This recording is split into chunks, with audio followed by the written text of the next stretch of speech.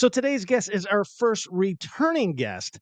She is a former AMA professional racer. She is a professional motorcycle riding coach with California Superbike School.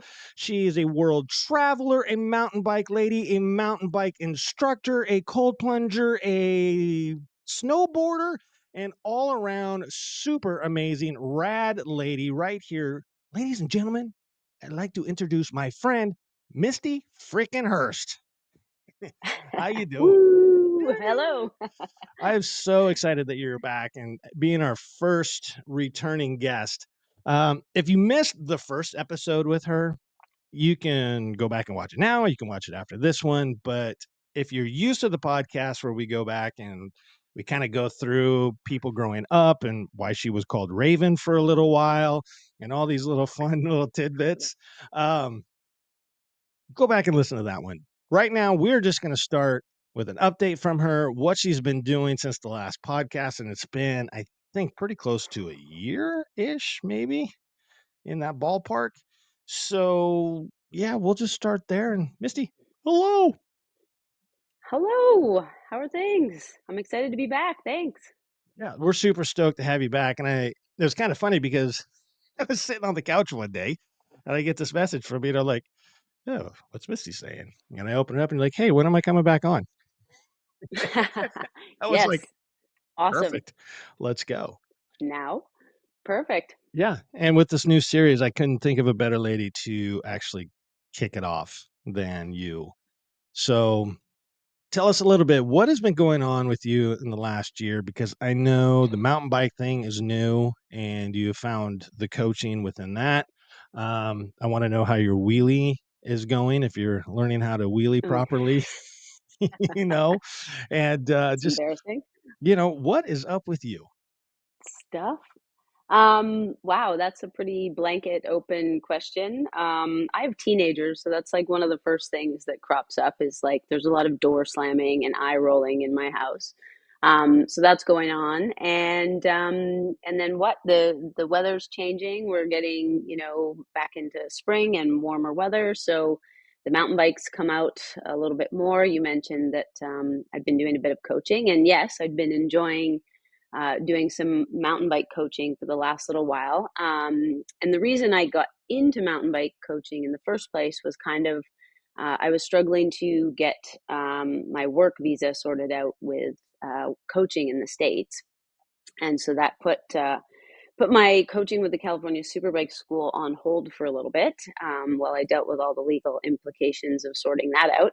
And in the meantime, I was just really, really missing coaching because that to me is one of the most passionate things that I can do. And I love everything about coaching. Obviously, motorcycle coaching is my first love. And then without that, it was like, what else could I coach?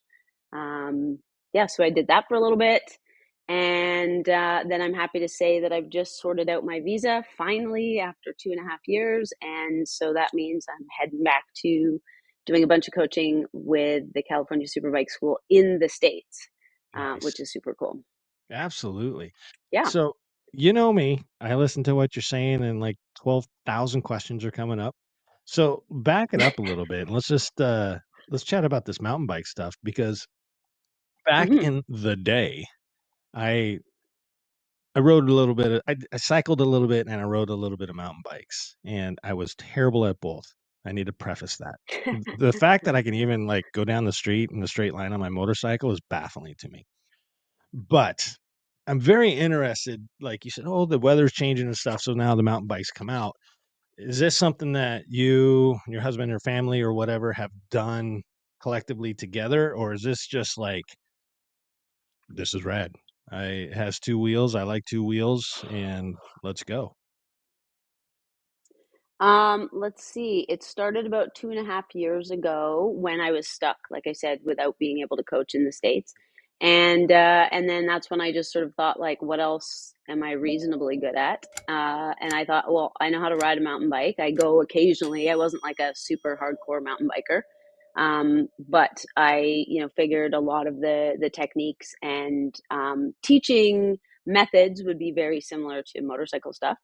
And so I just one day randomly decided I'm going to take my level 1 PMBIA certification, and I'm going to go coaching. And it all happened very fast, and I got a job coaching with Endless Biking here in Vancouver, and then started coaching some kids, and my favorite program, which was called GRIP, Girls Riding with Integrity and Purpose.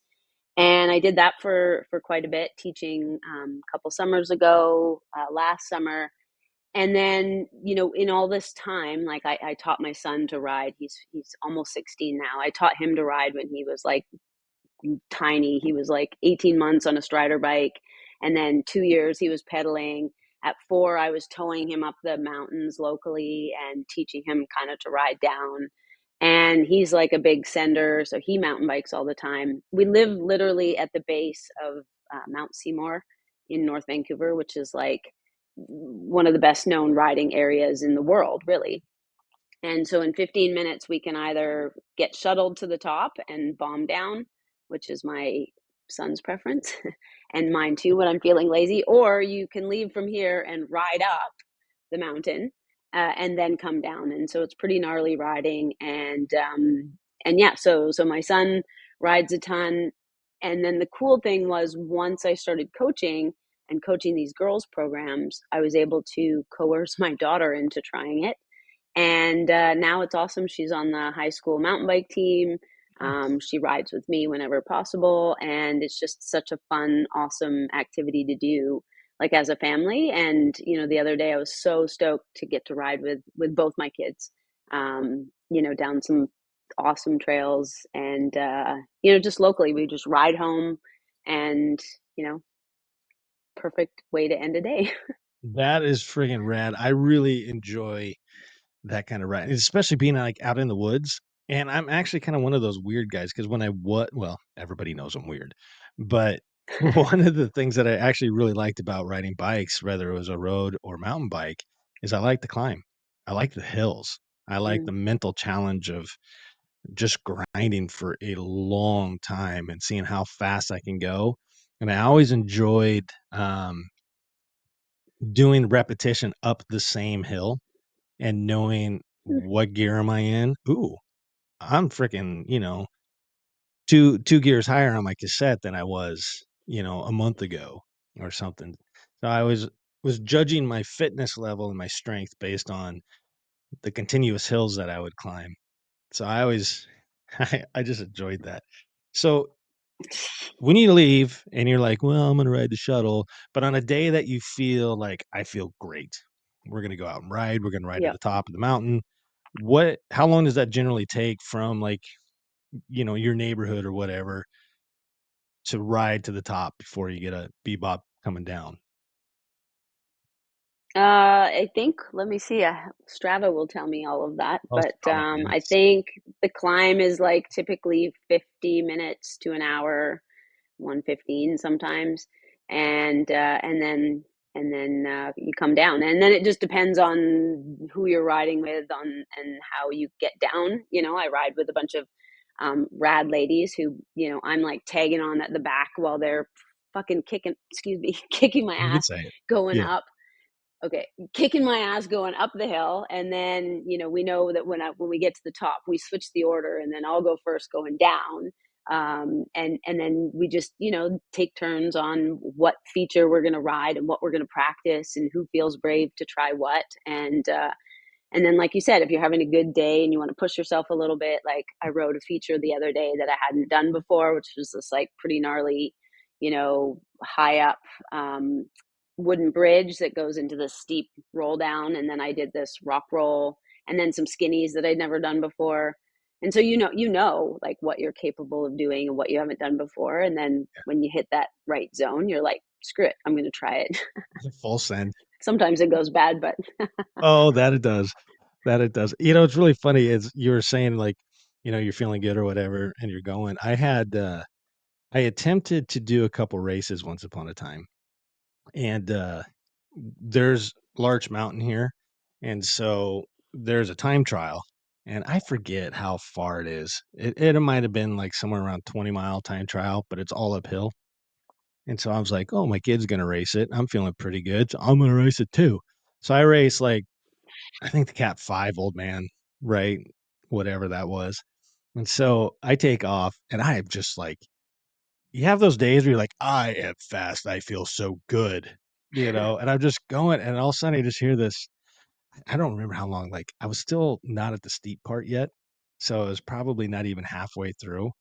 And then I just hear this somebody coming up behind me, and I'm like, "Oh, boy," and it was one of the junior riders, his name was Grant McElroy, and he just looks at me and goes, "Hey, Ian," blew me away, and then, like, a minute later, I hear his, "Hey, Dad," and I was like, "Oh my god." They started, like, 10 or 15 minutes behind me. I was just defeated from that Yep. point. Like, It's kind of how I feel most of the time yeah, pedaling up, but whatever. I'm also too competitive that like they'll start gapping me a little bit, and I'm just like dying behind them, just going like, okay, I'm gonna fall back a yeah, little, but not much, you're because not gonna like, drop me. nah. Yeah. Oh, I love it. That's pretty cool. So, you started getting this interest, and you went in, and you started coaching. Is it like, kind of a volunteer thing, like, "Oh, yeah, come on in, do your deal," or is it more of like, the California Superbike School where there's a bit of a curriculum and there's maybe some certifications involved? And I imagine working with kids, I know here in the States, if you do something with the kids, they're like, background check, all that kind of stuff before you can Hmm. do any of that. Yeah, so it was pretty cool. Like very quickly, like I said, I got hired with Endless Biking, and I did. They did require a level of certification, and at that time it was the PMBIA level one certification. So I took that. It was a 3-day course. Pretty set curriculum. Looser than I would say. Like our California Superbike School manuals are like 6 inches thick, and it's a very very set structured programming that we've learned over the years at Keith Codes in the California Superbike School. And so not nearly as structured as that, but at least some level of sort of consistency in how to explain and how to teach the techniques of mountain biking, which obviously was super important for me because while I have a lot of experience in the coaching in general, and how to observe and pick out certain I can see what needs to be worked on, but I didn't necessarily have the official mountain bike language, and so that's what I was able to learn from that course. And then just that entrance into the mountain biking ended up sort of leading into me then working at North Shore Bike Park, and which was the an indoor bike park. Super fun learning, pump track stuff and, jumps. And I'd never really practiced jumping before. And then they had, foam pit and airbags. And so that was fun to Oh, send that's it. cool. Um, Unfortunately, it had to get shut down in the location closest to me, but we are opening a new location. So I'm hoping to continue to do some work with them. But but I always knew that once I was able to go back to coaching a little bit more frequently in the States, that would have to, um, I can't do everything, even though I want to. I would have to give up one or the other. So now that I'm back to coaching in the States a lot more frequently, at least for the next 3 years, I've had to tone down that a little bit as I focus on coaching because it's a lot of travel. So I was already in Vegas for 2 days earlier this month. And then on the 4th of May, I'm heading to New Jersey for 4 days of coaching. And then I'll be going to Alabama for 6 days of coaching. Uh, and then a bunch more trips throughout the rest of the year. And then there's also global branches of the California Superbike School, which is super exciting. I've already been able to coach in Spain and Australia and India. I was actually just in India earlier this year, which was a fascinating trip in itself. And yeah, just some of the perks of being a coach with the California Superbike School. We get these opportunities. Mhm. There's schools in China, there's schools in Poland, there's schools in Taiwan. Oh, wow. Um, there's a lot of opportunity out there. It's just it's that balance once again of I have kids and a family at home, and then trip and work opportunities, and there's always this balance of how much do you do on either end, right? Right, yeah, the family dynamic and the work dynamic, they've gotta mesh somehow. So, I'm actually kinda curious Hmm. about this whole visa thing, you know, staying completely away from politics right now, right? Hmm. Hmm. But, you know, how was that like? Like, you were having some troubles getting renewed, right? So, how was it like? Was it really stressful? Were you really worried about it? Or were you just kinda like, if it happens, it happens, it doesn't, it doesn't," to ultimately them going, "Yep, good, stamp, let's go. You're good to go for the next 3 years." No, it's been a horrible process. 2.5 years, like I said, of stress and panic, and also just like this incredible sadness to miss out on what I absolutely love to do, and frustration that it is so difficult to do it legally. To go, I'm like, I want to do this legally. This is what I want to do. And it is so challenging to be able to get approved to do a job like that in the United States. And it's remarkable that it's that difficult.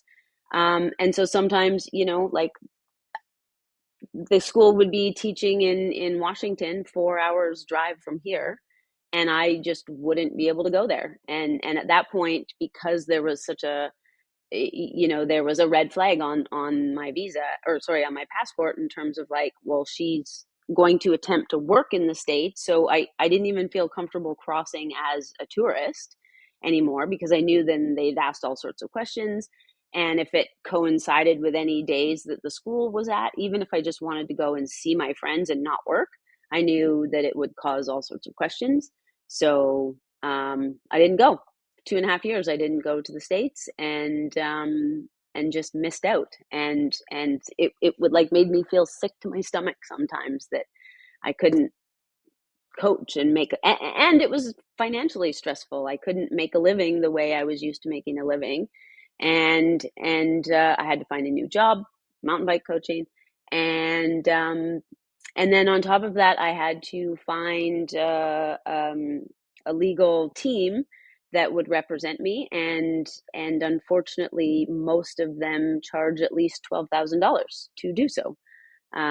So then it just became a financial stress. And then on top of that, it took me probably, I don't know, 150 hours of my time in getting, old race results from 2003, 4, 5, 6, 7, 8. Like, we had to call, organizations and race clubs that I raced with years and like so many years ago, and get letters of reference and letters of recommendation, and prove this and prove that. And it was just pages and pages and pages of documentation just to get this Holy moly.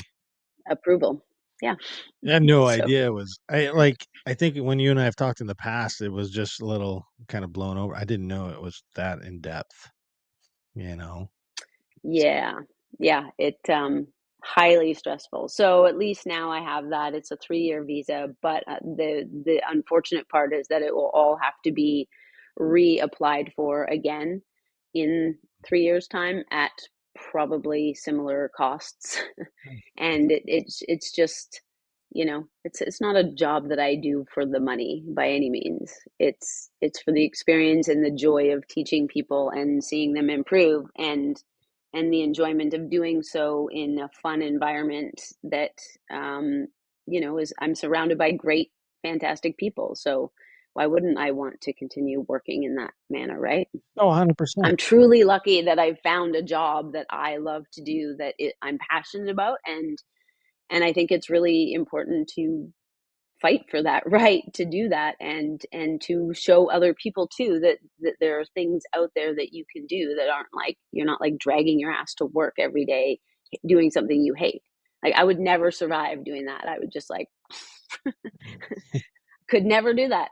Yeah, no, that's a difficult thing. So, when you actually got the, I don't know if it was an email, if it was a letter or what, but when you actually got the, "Hey, you're good for the next 3 years," I mean, what was that moment like for you? Were you just like outside, yes, or were you just like damn straight? I think that's probably I what it just was me. cried, like, I was so, like, overwhelmed with everything, like, it was just, like, I just cried with relief, like, finally, like, thank goodness, and then I just was so thankful to the legal team, because they were just, they just did such a phenomenal job, so if anyone has any immigration questions, I know a fantastic lawyer. Um, and yeah, I was just stoked. Immediately, it was like, all right, I'd been feeling like, and you know this about me, I tend to open all the doors and keep all the opportunities open and available. I don't like shutting things behind me. I want to have fingers everywhere. I want to do everything. Um, just too much. I'm always like in this constant state of like panic because I'm trying to do it all. And if life isn't epic enough, then I'm just like distraught because I need to anyway. So it felt like for so long I'd had all these puzzle pieces like flung up in the air, like just like they're all just in the air and nothing is fitting together yet. And I can't make any plans until something fits together. So as soon as that piece fit together, it was like, all right, let's roll. An email went straight out to the school and it was like, okay, I'm legal, book me as much as you can book me in for, let's go. And then it was like, okay, can you do this week? Can you do this day? Can you fly to, how about this day? Any conflicts? And I have a big year calendar, and it was just like started putting things on the calendar. And at least then that gives me like the opportunity now to say no to certain things and like, okay, that won't work because I'm doing this, and then I can start to fit the other things in around it. But um yeah, it's getting Yeah, there. but you still have been coaching a little bit, just not in the States. And as you alluded to, you went to India to coach, and you were kind of prefacing that that was quite the trip. And that's actually something Yeah. I started like you were posting on your socials when you were over there, and I knew you were coaching. I didn't really know where and stuff because if I don't have my glasses on, sometimes I'm just like, it's like a big picture book for me on Instagram. Just like there's lots of pictures here.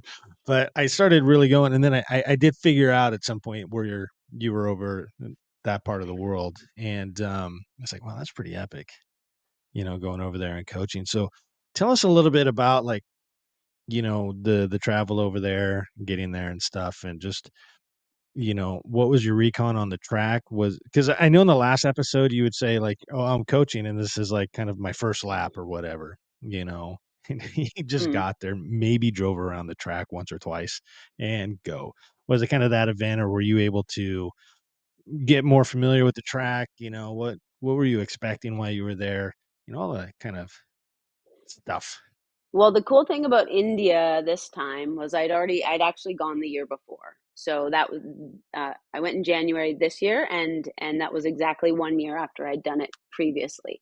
So yeah, the first time I went to India was more like what you described, like no idea. I go in the one of the cars and we do a quick lap. Okay, this is the track. This is turn one. Blah blah blah. Okay, you got it. Off you go, teaching your students. So at least this year I knew, the track and what the corners were called and what kind of students to expect. Um, but there's always things that change, right? I mean, I showed up and was paired with a student that I'd had the previous year, who was one of the quickest students there, and he was on a built Panigale with slicks and tire warmers and all the things. Very talented, quick rider. And so I was thinking that I would be on the BMW S1000, like they had to put me on last year, so that I could keep up with the guy. And so I did half a lap, and then the bike basically stopped working, and I had to pull in and hand it over. And then I was on a Triumph street triple with street shift when I'm normally used to race shift. And so then it was like, off you go, go catch your Panigale. And like, I was so flustered because just the mental act of Oh, that's a total me thing to do because I'm trying to shut the. Why does everyone have to make noise, right? I don't know how loud it is, but they're all making noise I out there. can't hear a thing on my end. Oh my gosh, that was dumb. Okay, I wasn't sure. Anyway, so I have to go out on this, new bike. So I've never ridden a Triumph Street Triple before, and jumping on the bike, I'm trying to angle the mirrors, and I'm trying to like chase my students, and just the mental capacity it was taking for me just to remember, like the downshift, upshift, okay, down, because it's reversed, and I can do it at 60-70% of a riding pace. But as soon as I go up to a quicker pace of riding, like with this one student, then my brain just goes into automatic and wants to go to race shift. So it was just a combination of figuring that out, which is all sort of part of the job. Like you Hmm. figure that out. You also have to figure out where is it safe to pull off and talk to your students. And the other really cool thing, and I just wrote a really fun article about this for Motorcycle Mojo magazine, which I write for, and it's just the concept of what it's like to show up in a foreign country like India, especially, which is like extremely visually and sensory overload. And it's a wild place, it's a wild country. And to show up in a new country, and we're dealing with, jet lag. I had one sleep before the next day. We were up at 5 a.m. and off to the track and working 4 days in a row. Um, so you're dealing with jet lag, you're dealing with, new food, you're dealing with just the exhaustion of traveling, but you've also just come into a country and you're being paired up with coaches from around the world that have been selected, who are all California Superbike School certified coaches. But we don't all know each other. Maybe we've never met each other before. And so we had coaches from the UK and the USA and Turkey and Greece and Italy, and an Indian coach from a local area. And we all get together, and often we're just meeting each other for the first time.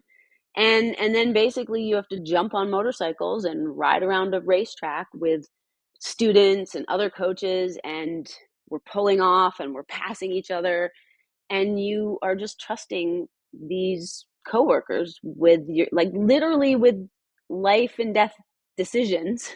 High speed racetrack, we're in charge of, safety, we're all making sure, and the amount of visual stuff that we have to do on track is fascinating, and it's such a cool feeling to work with these people that you instantly trust, and respect and work with. You just slot in and start doing your job, whether you're in India or Taiwan or Australia or the United States. Um, it's just this really cool semblance of a team, and consistent across the board, right? Hmm. Um, Very cool. Yeah, very cool. So, two questions for you right off the bat here. So, I think number one, I've learned through some messages and direct messages and stuff, well, comments and messages rather, that not everybody that listens to these is always in the moto world, right? So, if you can explain the difference between a road shift and the race shift, and then Hmm.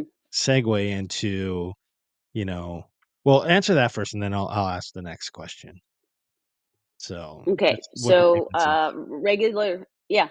So regular shift on a motorcycle is typically, and I'm probably going to say it backwards now. One is, first gear is down and the rest are up. So you would go first gear down, and then you would shift up in 5 gears or 6 gears, whatever your motorcycle has.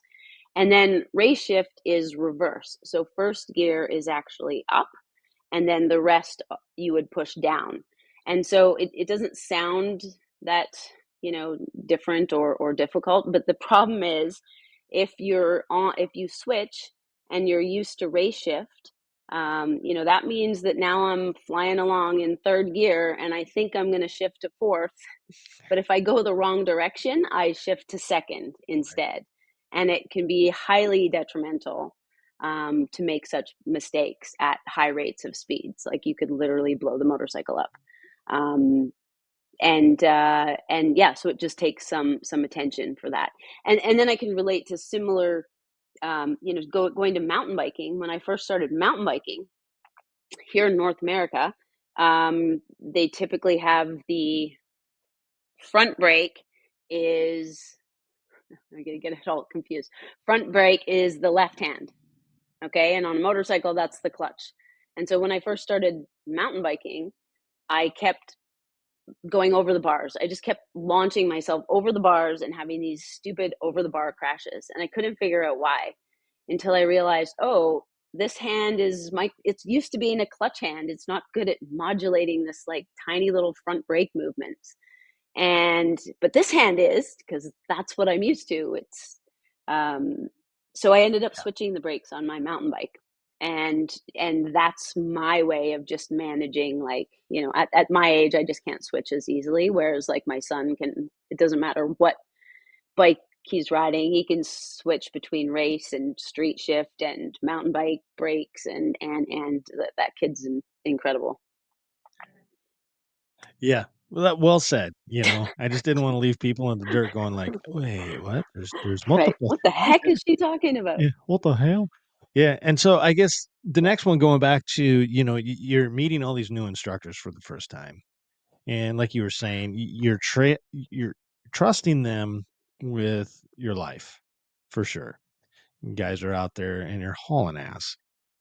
So, do you ever have a moment? Can you tell from the moment somebody goes like, "Okay, this group of people I absolutely trust," or is it sometimes like, "Ooh, wait a minute, what's over here? What are they doing?"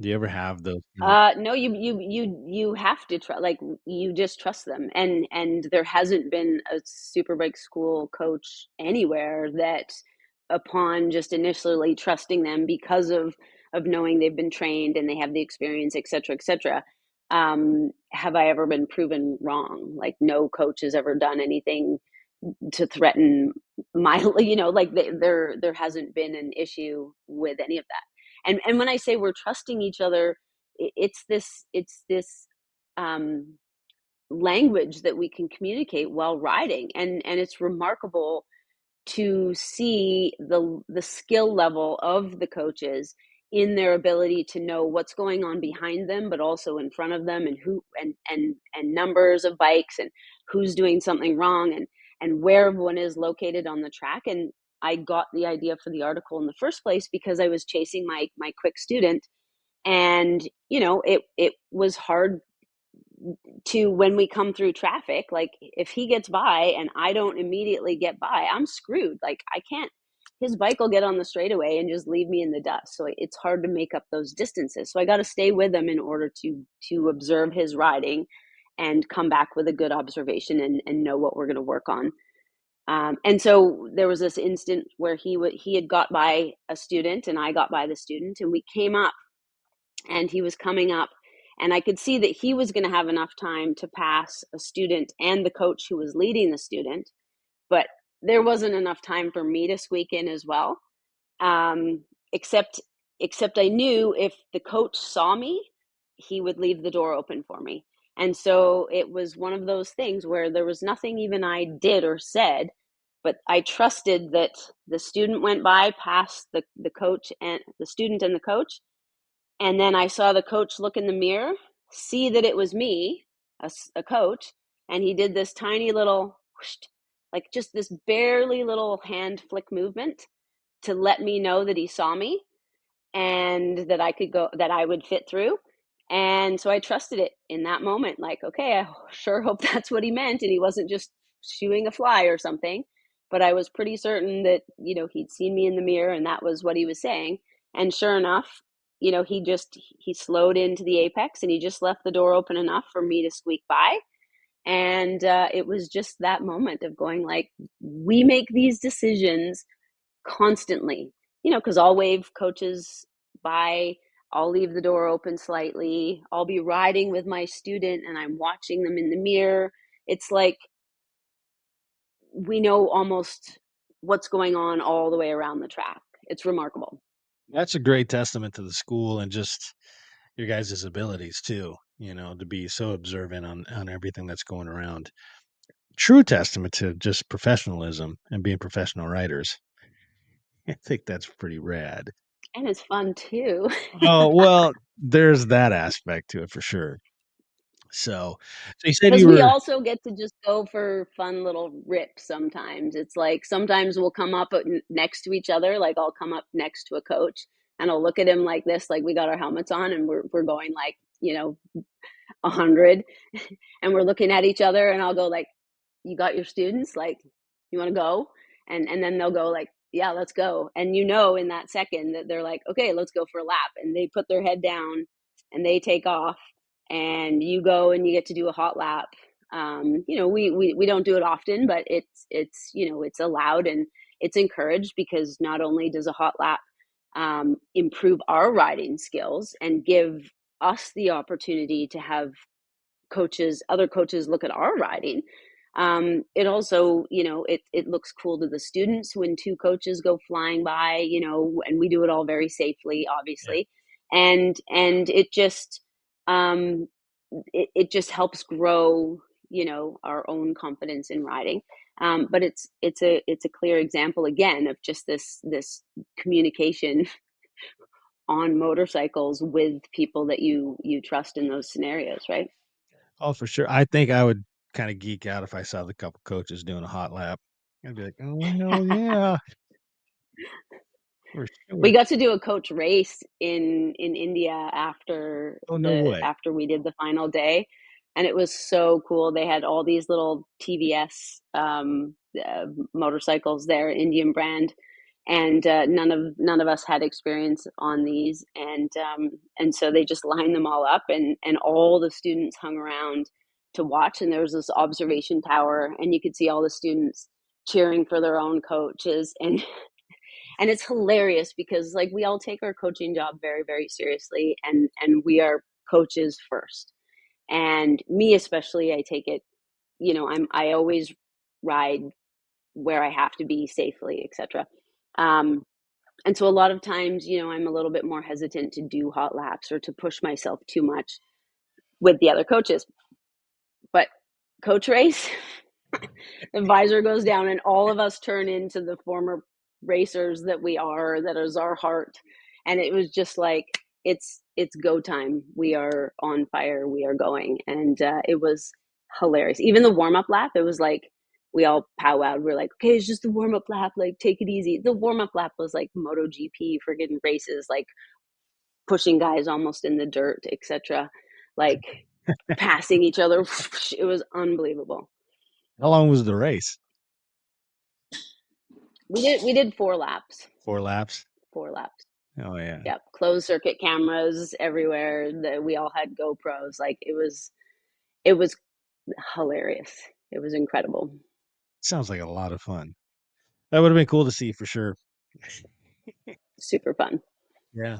So what's, when you guys are out coaching, so I guess you have your sessions during the day, so you have on track and then probably some off track stuff as well, right?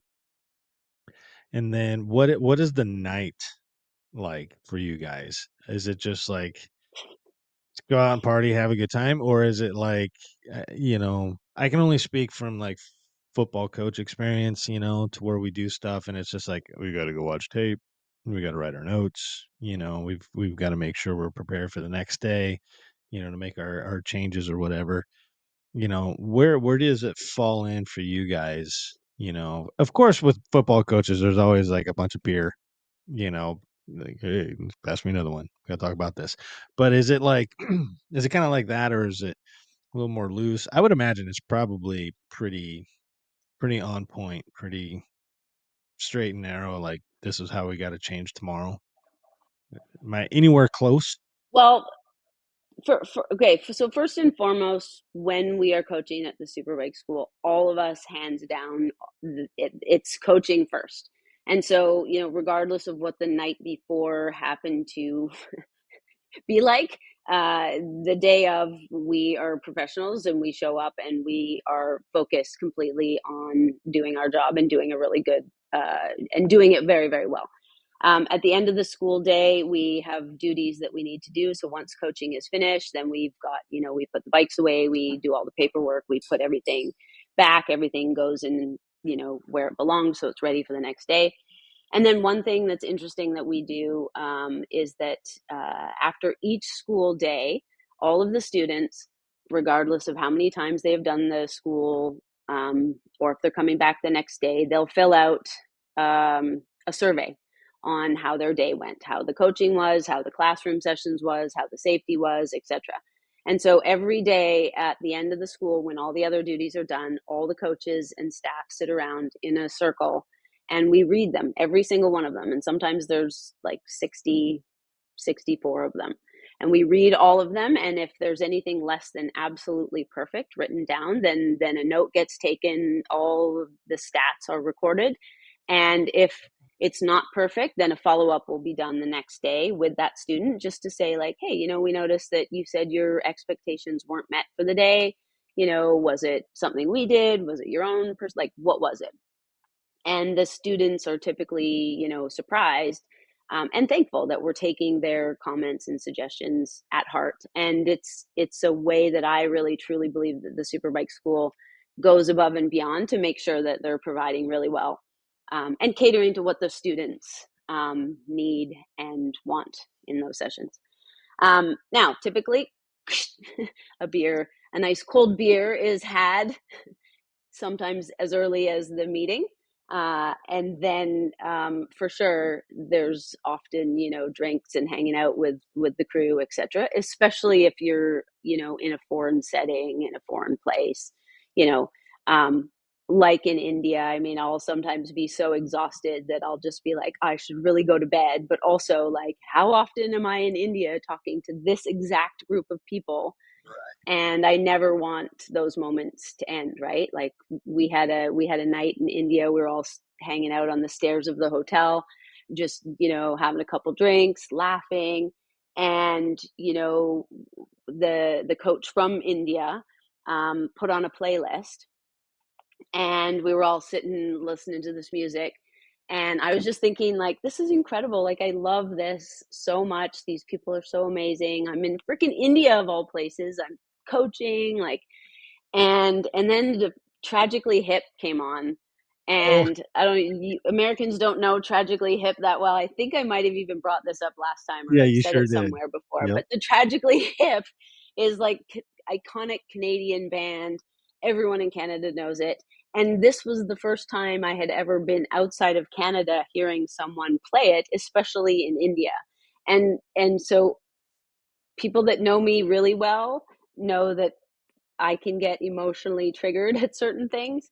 And that was one of them. I was just like, oh my God, this is the greatest moment ever. Like, we're listening to Tragically Hip in India, and I'm with my friends, and I'm teaching. And I was like crying. And they're like, oh God, Misti's crying again. What the heck? But it's because it's so iconic. I mean, I get to travel halfway around the world and to the other side of the globe and hang out with kick-ass people, and then we get to talk about riding motorcycles and helping people get better and drink beer and listen to Tragically Hip. I mean, come on, pinch me, right? Like, Right. is this really my life? That's so cool. Yeah, it doesn't get much better than that for sure. Right. So then the school ends, right? And you end up flying back home. Did you go right back into mountain biking, doing the coaching on that? Did you take some time off? Yeah, when I came back this time, it was still sort of February, and so I wasn't doing tons of riding. I was still like straight back to work at the indoor bike park. It was still running at that point. And running some like I was running some of the spring break and camp programs for the kids, so kind of straight into that, and then just like straight into mom life, which is always so like it's such a juxtaposition of like, oh, I was just riding motorcycles and coaching and hanging out with rad people in India, and now I'm doing laundry and making breakfast and the door's being slammed because I'm like, so irritating, mom. And and you're just like, oh cool, now I'm just like, you know being a mom, which I absolutely love. It's just this like, it's so different from like the other side of me. And so it's an interesting, I don't know, it's hard to explain the crossover sometimes.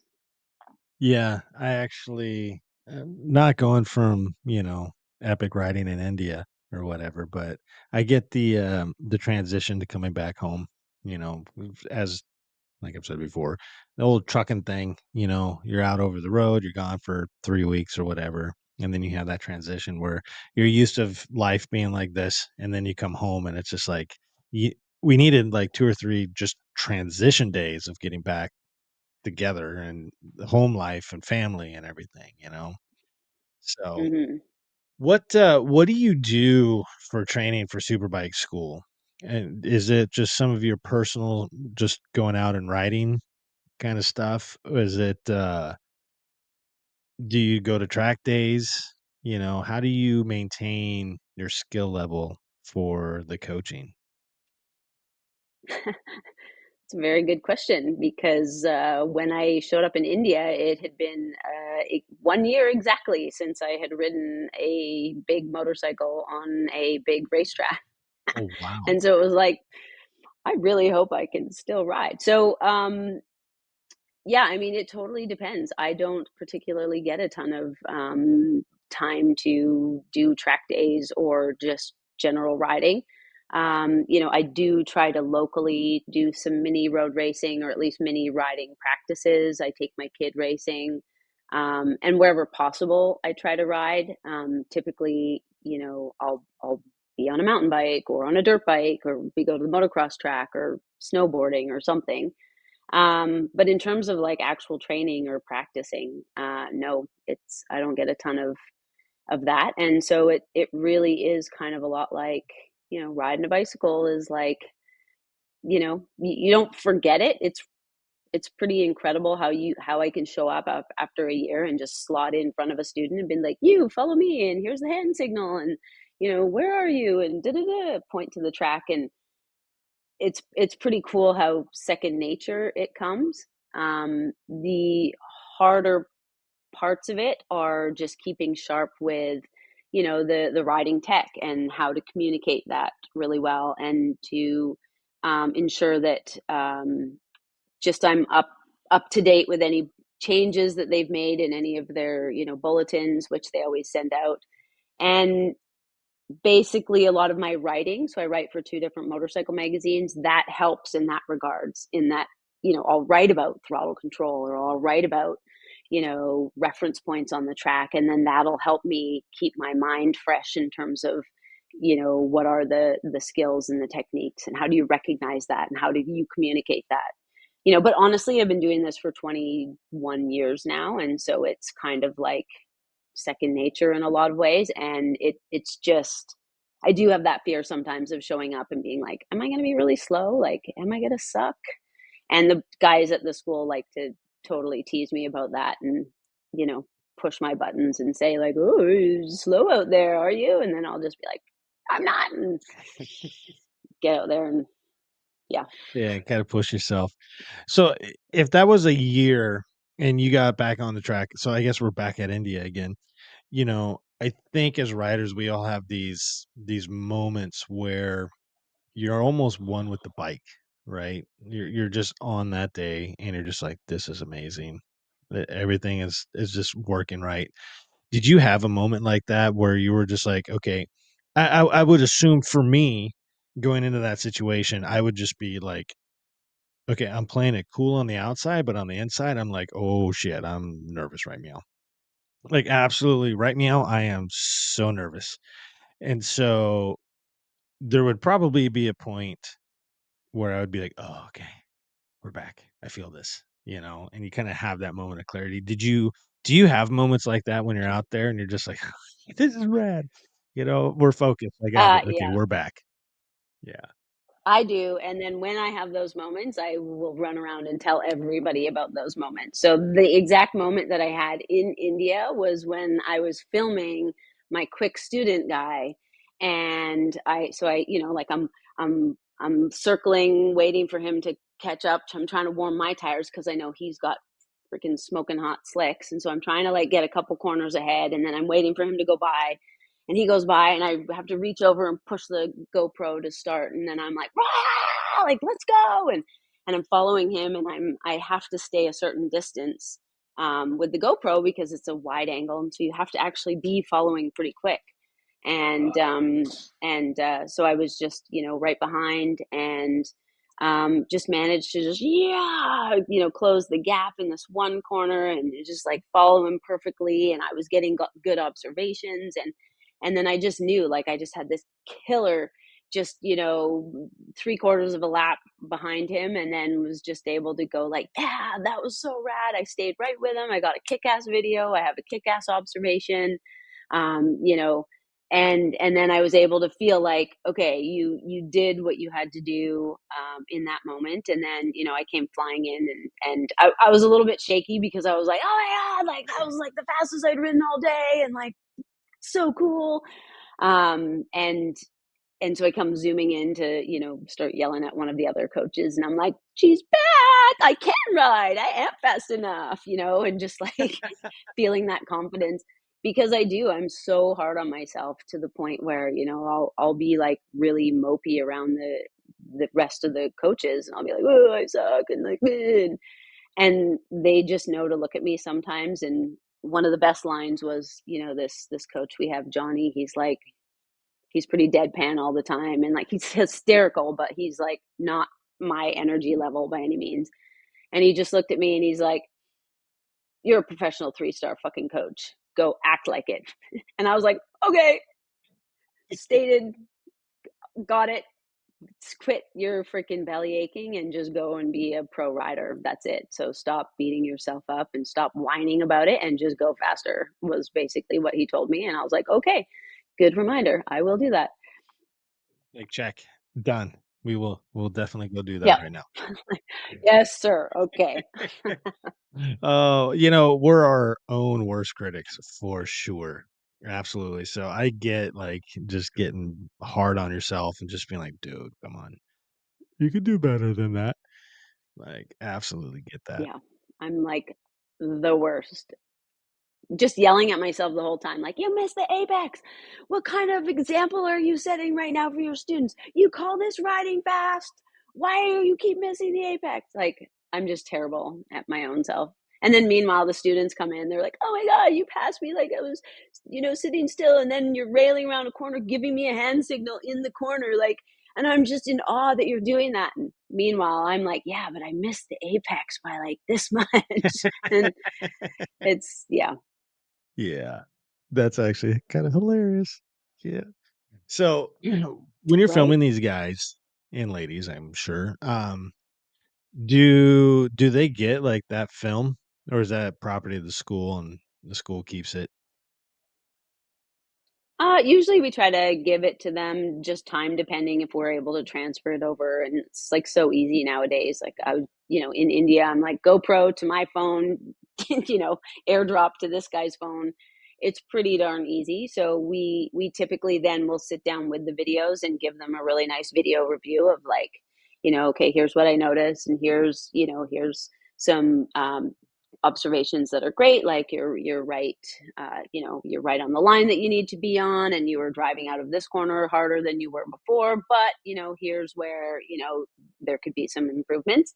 And then it just adds to their reality of what they're doing, and then they have a cool, typical cool keepsake of a riding video. Although nowadays, like, riders will show up and they were decked out with cameras everywhere. So I had a student with like a back facing camera, and I came up behind him, to observe his riding. And so like while I was observing his riding, I'm like doing all these like dumb little hand signals and waving at him. And I didn't tell him anything. And the next morning he's like, I saw you in the videos. So that was That's kind of fun. funny. That's funny. And I like that you said that, that one coach that told you just to get out there and act like a professional, like, doesn't match your energy level. And Yeah.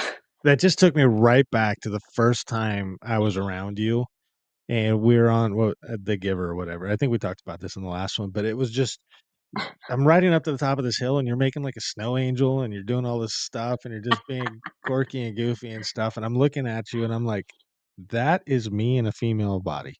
Like straight up energy level, the Yep. goofiness and everything. And then just being around you more And took it, time.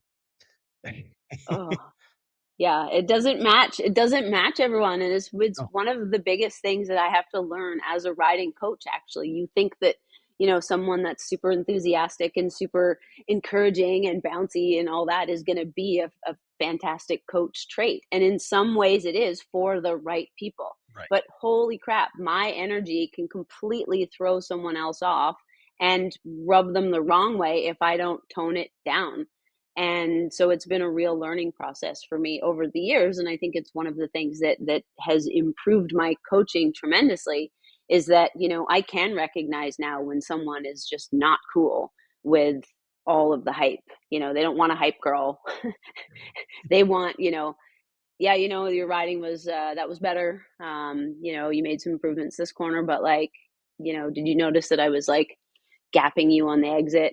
What would be the reason for that? And just this like calmer, straight up tone of voice. And it's not easy. Like, I mean, look, I'm sitting here with a fidget because like I have to like contain my energy. And so when I have students like that, it's really hard for me. I want to be jumping up and down and like hugging them and high-fiving them. And I'm just like, okay, keep it low.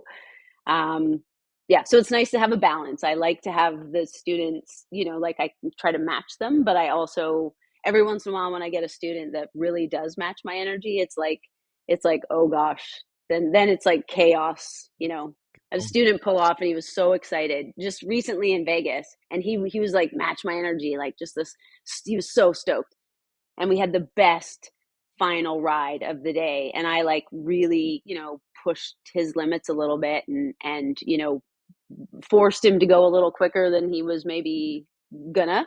But he did it remarkably well, and he came in and parked the bike, and I parked mine and started walking to him this way, and he parked his, and we just ended up like running to each other and having this huge like clunky awkward helmet smashing hug, and just like, so because I was so excited at his riding and he was so excited at having the coaching experience, and it was just like this collision of like, yeah. right. So I like that as well. That's all. I mean, clearly that's how I would prefer if I ever went to a school like that, which I will never. But yeah. But you should try Okay, maybe. I think it it. would be Go a to the lot of Ridge, fun. it's not far from where you are. Which one? I think you'd be surprised at the kind of things that you would learn and how it would be applicable to the riding that you do, in general, because it's not just, they call it the California Superbike School, and so there's sometimes this perception that it's like for racers only or track riders only, but the majority of the riders that we coach are regular everyday street riders that want to improve their skills. And street riding, whether you're on an adventure bike or not, if you're riding on the road, there are skills that will translate regardless of what type of bike you're on, that you can then improve, and the school can help you improve it. Anyway, that's my PSA for the I was moment. about to say, is everybody else hear the sales pitch coming at me right now? Because I'm hook, line, and sinker. I'm like, okay, where's the next one at? Let's go. Okay. So the closest one to you is at the Ridge Motorsports Park in Washington State. Oh, that's right over there. And it's in July, and there's still some spaces open, which is surprising because they tend to fill up very quickly. So you could slot yourself in there. And if you don't want to bring your own bike on the track, and we do sometimes have adventure bikes and Harleys and Indians and all sorts of manner of different types of motorcycles, not just, high performance sport bikes. We do, though, rent out BMW S1000s, the brand new 2025s. Ooh. And yeah, you could try your hand at one of those. So I probably need to not bring knobbies to the track then, right? It's probably a good idea, but there have been some with knobbies. But no, I would suggest the smoother type. Yeah, right.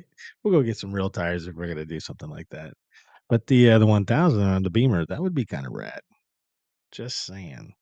It's a remarkable machine, and surprisingly, it's a good bike to learn on. We utilize the electronics and start everyone in rain mode and work their way up.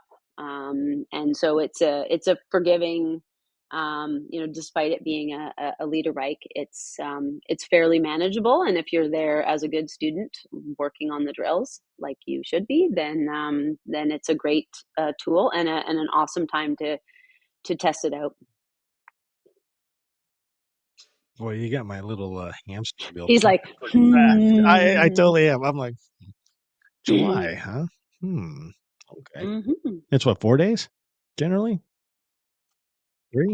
No, you can just do a single day. So we have two formats. We have a 2-day camp or a single day. And so the single day is a little bit less expensive. There's 3 groups of riders that rotate. So you do classroom, ride, break, and there's more students overall. The 2-day camp is less expensive. Or sorry, the 2-day camp is more expensive. It's 2 days in a row. The student to coach ratio is 2-to-1 instead of 3-to-1. And there's only 2 sessions. So basically, you go classroom, ride, classroom, ride, classroom, ride, and you ride 7 times per day versus the single day you ride 5 times. So just depending on, finance is a big part of it. If you can afford it, I always suggest doing the 2-day camp. It's just a little bit more of you get a little bit more one-on-one, and it's a more relaxing sort of experience where you get more riding overall. But you can still get a tremendous amount of learning and riding in our single day programs. I like the 2-day idea, honestly, quite a Mm-hmm. bit. Well, after we're done here, Pretty we might have to have a quick fun. conversation about that. Better give them a call. Yeah, are you going to be Yes, down there for that one? I will. I will Oh my be god. there for all 6 days of their. And I'm probably going to stick my 16-year-old son on a big bike on a big track for the first time. Oh boy. Now, I saw the don't say anything, so we're gonna keep that a secret just between us. If you want to talk about that more, we can, but Yes. shh, don't tell anybody. Yeah, he's got a 16th birthday coming up. So, yeah, Right. I just thought That's gonna be we'll see. pretty rad for him for sure. I bet he's pretty stoked about it. Right? Allegedly stoked Yeah. about it. See? Allegedly. Yes. Yes. Yes. Oh, I want him to experience, like, of course, I've coached him, but like no kid likes to be coached by their mom, typically. So I would love for him to have that experience being coached with someone else from the school who I, trust deeply and think would be a good match for him and his style. And just, it's my kid. I want to keep an eye on him and make sure he's safe right. as he goes and probably kicks my ass on a freaking 1000. Come on, give yourself some more credit there, Misty. Oh my No, he beat me on the mini race, and he just like he kicks my ass on a motocross bike. He passes me in the air. He kicks my ass mountain biking now. Like it's just ridiculous, Well, there's probably a little pride to it to him too, you know. Because I remember my dad's super good at basketball, and I was like 16 before I beat him on 101, and I was like, that was like the day. I was like, yeah, that happened. So I'm right? sure he probably has a little bit of Yeah, that too. Like I beat my mom. Oh my god! yeah. Of course he does. And then he's just like, "You're slow," Come on, slowpoke, hurry it up. Yeah, dude, that's funny. right? hmm So Grr. tell me about Vegas a little bit. Probably quite similar to India without the travel, but a whole nother school, another track, the whole Vegas atmosphere, I guess. Anything in particular? Yeah, I mean, I've Where? been not really. I mean, I've been there a million times. It was nice to be back and see my US friends, but just like I find in life in general, you can go away somewhere and have this epic time, or you can be really excited about something and then you show up and everyone else is like, oh, hey, sup, what's going on? Like you haven't been gone for 2 years. So Right. I was super excited to show up and be like, oh my God, I haven't seen you guys in so long. It's taken me all this time to get my visa and da da da da. And then they were like, oh, hey, sup, you're back. Cool. All right, bye. And I was like, oh man, what? Really? Very Does no one get anticlimactic. more excited? No. Yeah. That's Anyway, and it's just Vegas. I'm not like, yeah. I was excited for Vegas the first time I went and, like we went to the strip and I've like done that. But honestly, I just despise Vegas for the whole scene. Yeah. It's not my favorite place by any means. And so, and we don't see Vegas really. Like we fly to the airport and we go to the racetrack and we stay there and then we fly home.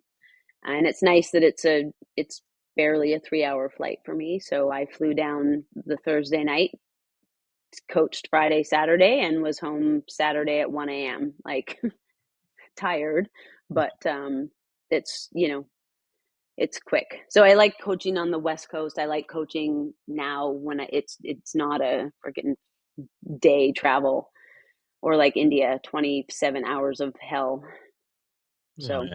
it's nice when I can just pop down for work, but Absolutely. So one of the other things that I've noticed that you started putting up is something that I actually kind of I don't do, but I admire very much, and something that I would like to do.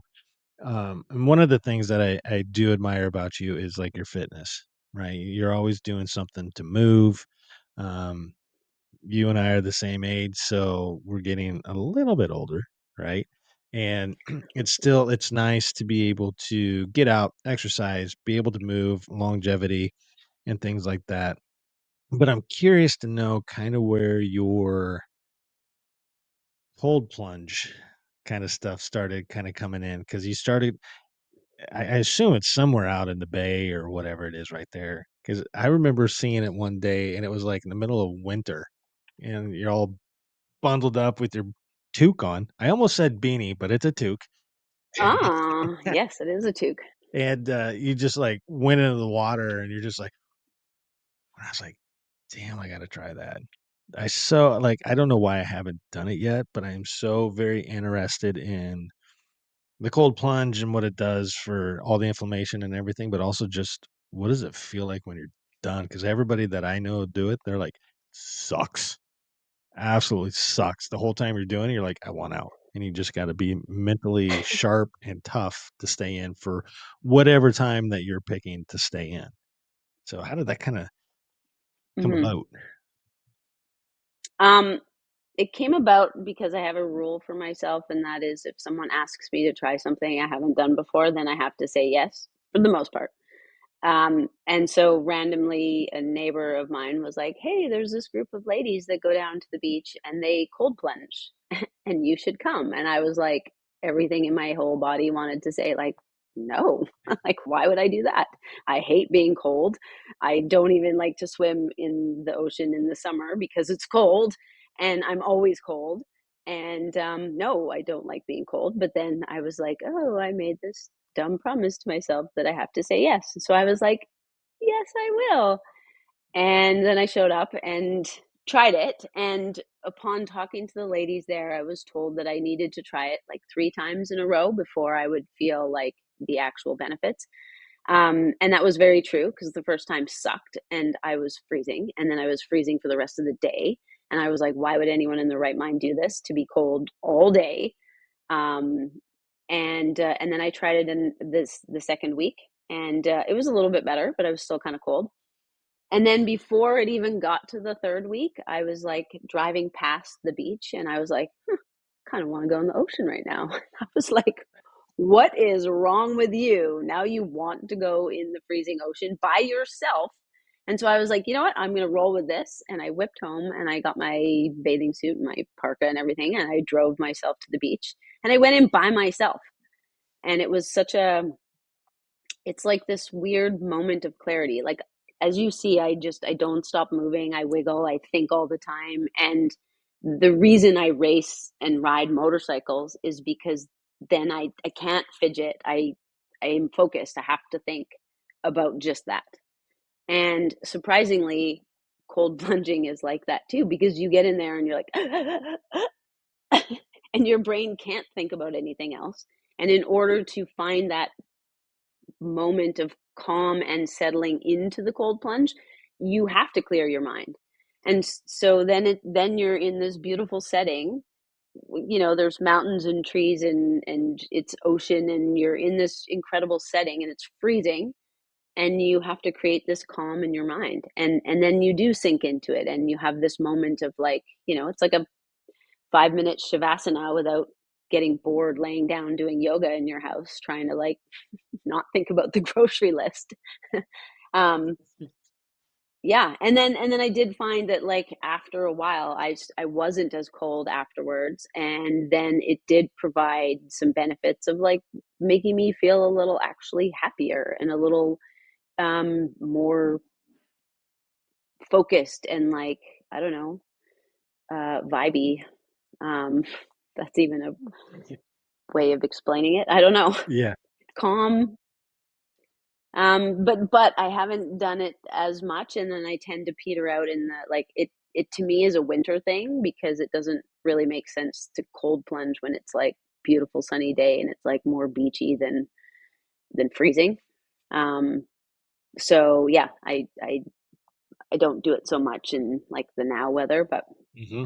I was in the freezing cold when you chip the ice away and like have to go in the lakes and stuff. That's cool.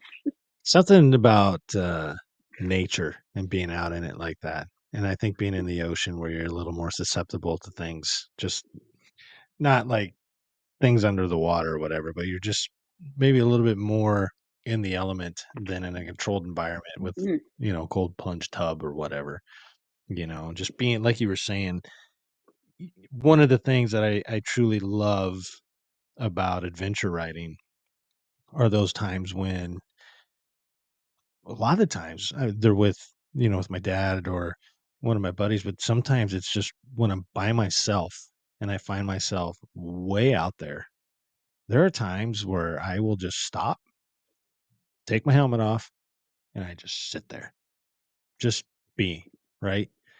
The everything for me, maybe that is mentally kind of like a cold plunge for me because I find those are the moments for me where life slows down. You know, I think sometimes I get to writing a lot like life. It's just fast and chaotic. And I find myself sometimes by myself, and I'm like, probably shouldn't be doing 65 down this gravel road right now, getting a little sideways around the corner, you know. But there are those moments, and I've had them very recently where you just stop and you're on a ridge. There's nobody out there. It's just the only thing you hear is the wind, the birds, you know, maybe some yep. water, and it's very zen like. So when you're saying this beautiful thing, with the mountains and the trees and you're in that water, my mind is just like, man, that sounds freaking epic. Just absolutely kind of Yep. wish I had something like that There you around go. here. Yeah. I guess So I you're kind gonna of, have to try it now. yeah, I guess I kind of do, but I'm sure you could find a beautiful stream somewhere that was cold. at oh my gosh, yes. I went in a stream. I get lost and it's cold as hell to try to wash my hair, the dust off of me. I was like, what's happening to my skull right now? Absolutely. And you Yeah. showed up on, Brr. what the heck it was a KTM something or others that you showed up on there to that Oh event. yeah, Super Duke 1290. Yeah. Yeah. I was like, Yeah. nice. Great adventure bike. Oh yeah. Great adventure bike for that thing. I remember when you were like leaving, I think you left like a day early or something, didn't you? Yeah. It seems like, or maybe you just left early on the day that we all left late. I don't know. But I remember Yeah. like, okay, you're gonna go. And I was like, okay, here we go. I'm gonna watch her take off. I think she's gonna Yeah. go Oh real yeah. heavy Oh handed. yeah. Oh yeah. That I was thought fun. it's something cool, and it was just like I was expecting to just boom, cruise by or something, and you were like, beep, beep, beep. Rum, rum, rum, rum. Yep. That Yeah, was that's a fun bike to ride. yeah, absolutely. What was it? Yep. Something, you couldn't get off of it or something Touch the with the ground. kickstand? Talking Yeah. about trying to get I on the couldn't. I ground. had my backpack. I had like backpack, and the whole thing was um all my stuff on the back, and I pulled up on the ferry, and I was like, shoot, I can't get the kickstand down. I can't reach it, and I'm kind of stuck. And so I had to like embarrassingly ask this man to put the kickstand down for me so I could get off the bike. So Oh, that's cool. I'm like, really? I know how to ride that. He's like, that's a big bike for a little girl. And I was like, you know what? I'm just going to really ignore that comment right now. And I'm just going to assure you that once it gets going, I'm perfectly capable of handling it. It's just the touching the ground part that sucks. it's just that little minor detail right there of touching the ground. Right? Oh boy. Right? Well, Story of my life. yeah. Yeah. Well, I think the end of the last one, the last podcast that you were on with us, we really went through a lot of your life story. And I know I keep bringing Raven up and stuff. I think that's just kind of funny. Yeah. Just to get that right there, that eye Yes. roll. But we got through a lot of like how you got into the coaching, um, how you felt like one of the biggest sponsorships that you ever got was, I think it was a couple maybe, or somebody, they sent you to the school, while you were racing. Yes. We touched in on all of that. And honestly, like I said before we got rolling here, I actually, like a week or 2 weeks ago, with this planned, I was like, I should listen to the other one just to kind of touch base with everything, right? So at the end of it, we were really kind of getting into some of your international travels and such, and not only for the school, but there was a trip to Nepal that you were talking about, and we didn't really get into it. And that's where you and I were kind of like, I got to come back. And I'm like, you got to come back. And well, now you're back, Mm, and here I am. with me right now, there's an opportunity for me to go to Nepal in this October and stuff. So I'm super stacked, super stoked on this whole thing. And I just want to hear like your experience. Like how did this come up and what was that trip like? And I'm sure there's a whole bunch of details in it, but Hmm. I'm just, not only am I interested from the last podcast, like, oh my gosh, I definitely want to hear about this. But now with my opportunity of going over there, I'm just like, I wanna know Yeah. everything, right? So, like, elevation, and did you ever feel sick, and all this stuff. So, tell us about Nepal and go. And go. Okay. And first of all, you better go because I know all of the people involved, and so you have Yeah, to go. And it's not even a choice. And it's like literally how I live my life, where you should go. So you better go. wow. Um, it was a really random story on how I met the people that had been to Nepal. So my husband John had been working and seen this cool adventure bike and struck up a conversation with the guy, Gordon, who was riding it. And, he said, oh, yeah, I was just in Nepal, et cetera, et cetera. And John said, like, oh, you should talk to my wife. She writes for Motorcycle Magazine, maybe she'd cover it. And so I reached out to them, and it was him and his buddy Scott who had gone to Nepal, and he told me all about this story. And the more I heard, the more I was like, well, I want to go to Nepal. That sounds cool. And the more they learned from me, the more they realized, oh, she has some, skills in terms of coaching, and I've done a lot of tours, etc. That she could maybe help us, because they were interested in starting up a a bit of a tour company ish in Nepal. Um, and had been there scouting some ideas and locations and areas. And so pretty soon my interview of them turns into a trip planning of me going along with their sort of first trial Nepal trip, with a select group of people, like many of their friends and family, to just sort of give it a trial and see how a tour might work. And the whole reason they were doing it, it was called Adventuring with a Purpose, is because there's a charity there that I had since, upon meeting them, I learned about the charity that they were there for, and I've become a strong supporter of this charity. It's called Himalayan Life, started by a local couple here in North Van. and basically they work on rescuing, nurturing, and protecting children in the Himalayas through various different methods. And that's a whole conversation in itself.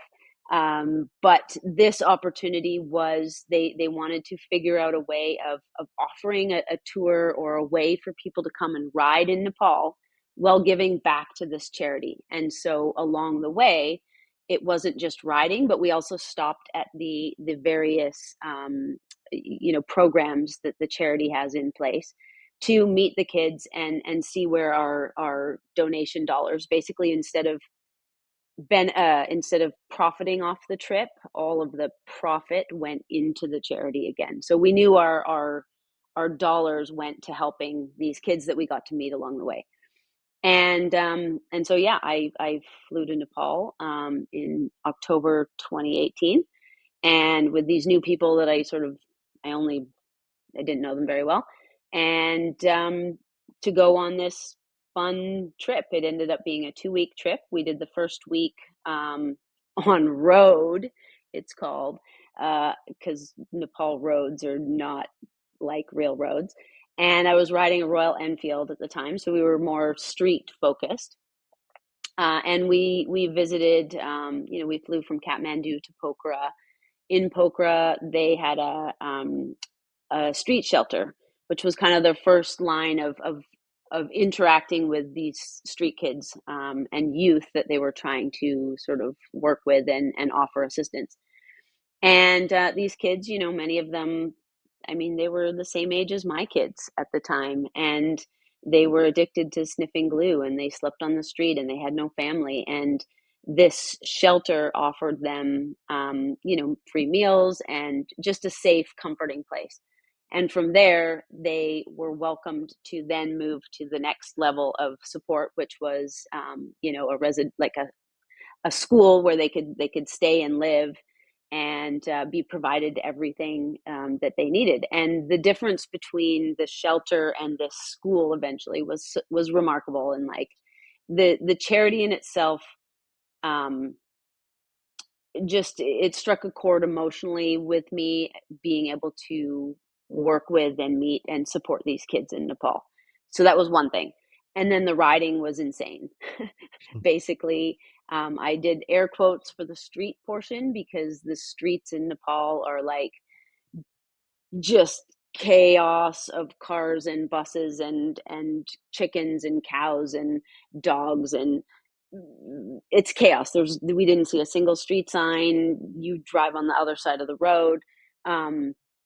It's a lot. It's visually a lot, and it's just colors and senses and noise and stuff coming at you all the time. Like, it's incredible.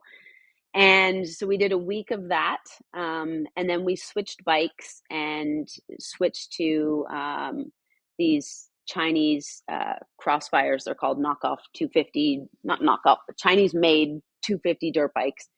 And then we did sort of more of an off-road, like up into the mountains, and we went much, much higher. So I think we went about 12,000 feet, up to some really cool villages way up in northern Nepal, and just got a really different version of what the country offers. And the country is phenomenal. It's one of my all-time favorites. The the scenery is just absolutely breathtaking. Like, when you first see the Himalayas, like I grew up around Whistler, Blackcomb Mountains, the Rockies. Like, I'm not unfamiliar with mountains, and spectacular ones. And it doesn't even hold a candle to when you're flying, and you first see the Himalayas that are like almost plane height. And you're like, this doesn't make any actual sense on the actual enormity of how big and vast and incredible these mountains are. And then you pair that with, like, it's a small country, and so we rode through like dense jungle. And then when we were 12,000 feet up, it's like you're riding on the surface of Mars. It was like sandy, rocky, and nothing. And then the temperature difference, and like, it's a wild place. The people are so friendly. the food is delicious. The poverty is staggering, but the kindness and generosity of people everywhere who can't even afford to share their food, but they always will share their food, um, is a real lesson for all of us who I think, often take our privilege and things that we have absolutely for granted, and for whatever reason are less generous with our clear excess, then then we are. Like, it's unbelievable, and so it just leaves a really special feeling in your heart to go and visit a country like that, and then to also get to ride motorcycles through there. And I know the people that you're hoping to go with, and um, the guys that run the program in Nepal are some of the best people in the world. And yeah, you have to go. And if there was any way and possible that I could come, that would be the trip I would come back to. That would be rad if you showed up. Yeah, it's a thing for me. I mean, it's a no-brainer, and it's kind of funny. Sometimes my dad is the voice of reason, right? And it's no secret, Pops and I are pretty close or whatever. And I told him about this trip and kind of what was going on and stuff. And I was like, yeah, I'm gonna do that. And usually he's the guy that's like, well, that's expensive, or well, that's this or that or whatever. And I was like, I'm gonna do this. And he goes, yeah, I think you should. Yeah. It's like Good. once in a lifetime, right? So Good. It'll change your life, especially there, like I've been lucky enough to be a lot of places, and obviously there's different versions of trips and different experiences that you will have, but this one, um, it'll change your life. yeah, I'm looking forward to seeing some more about the kids and stuff like what you were saying. Um, I know that we should acclimate for sure.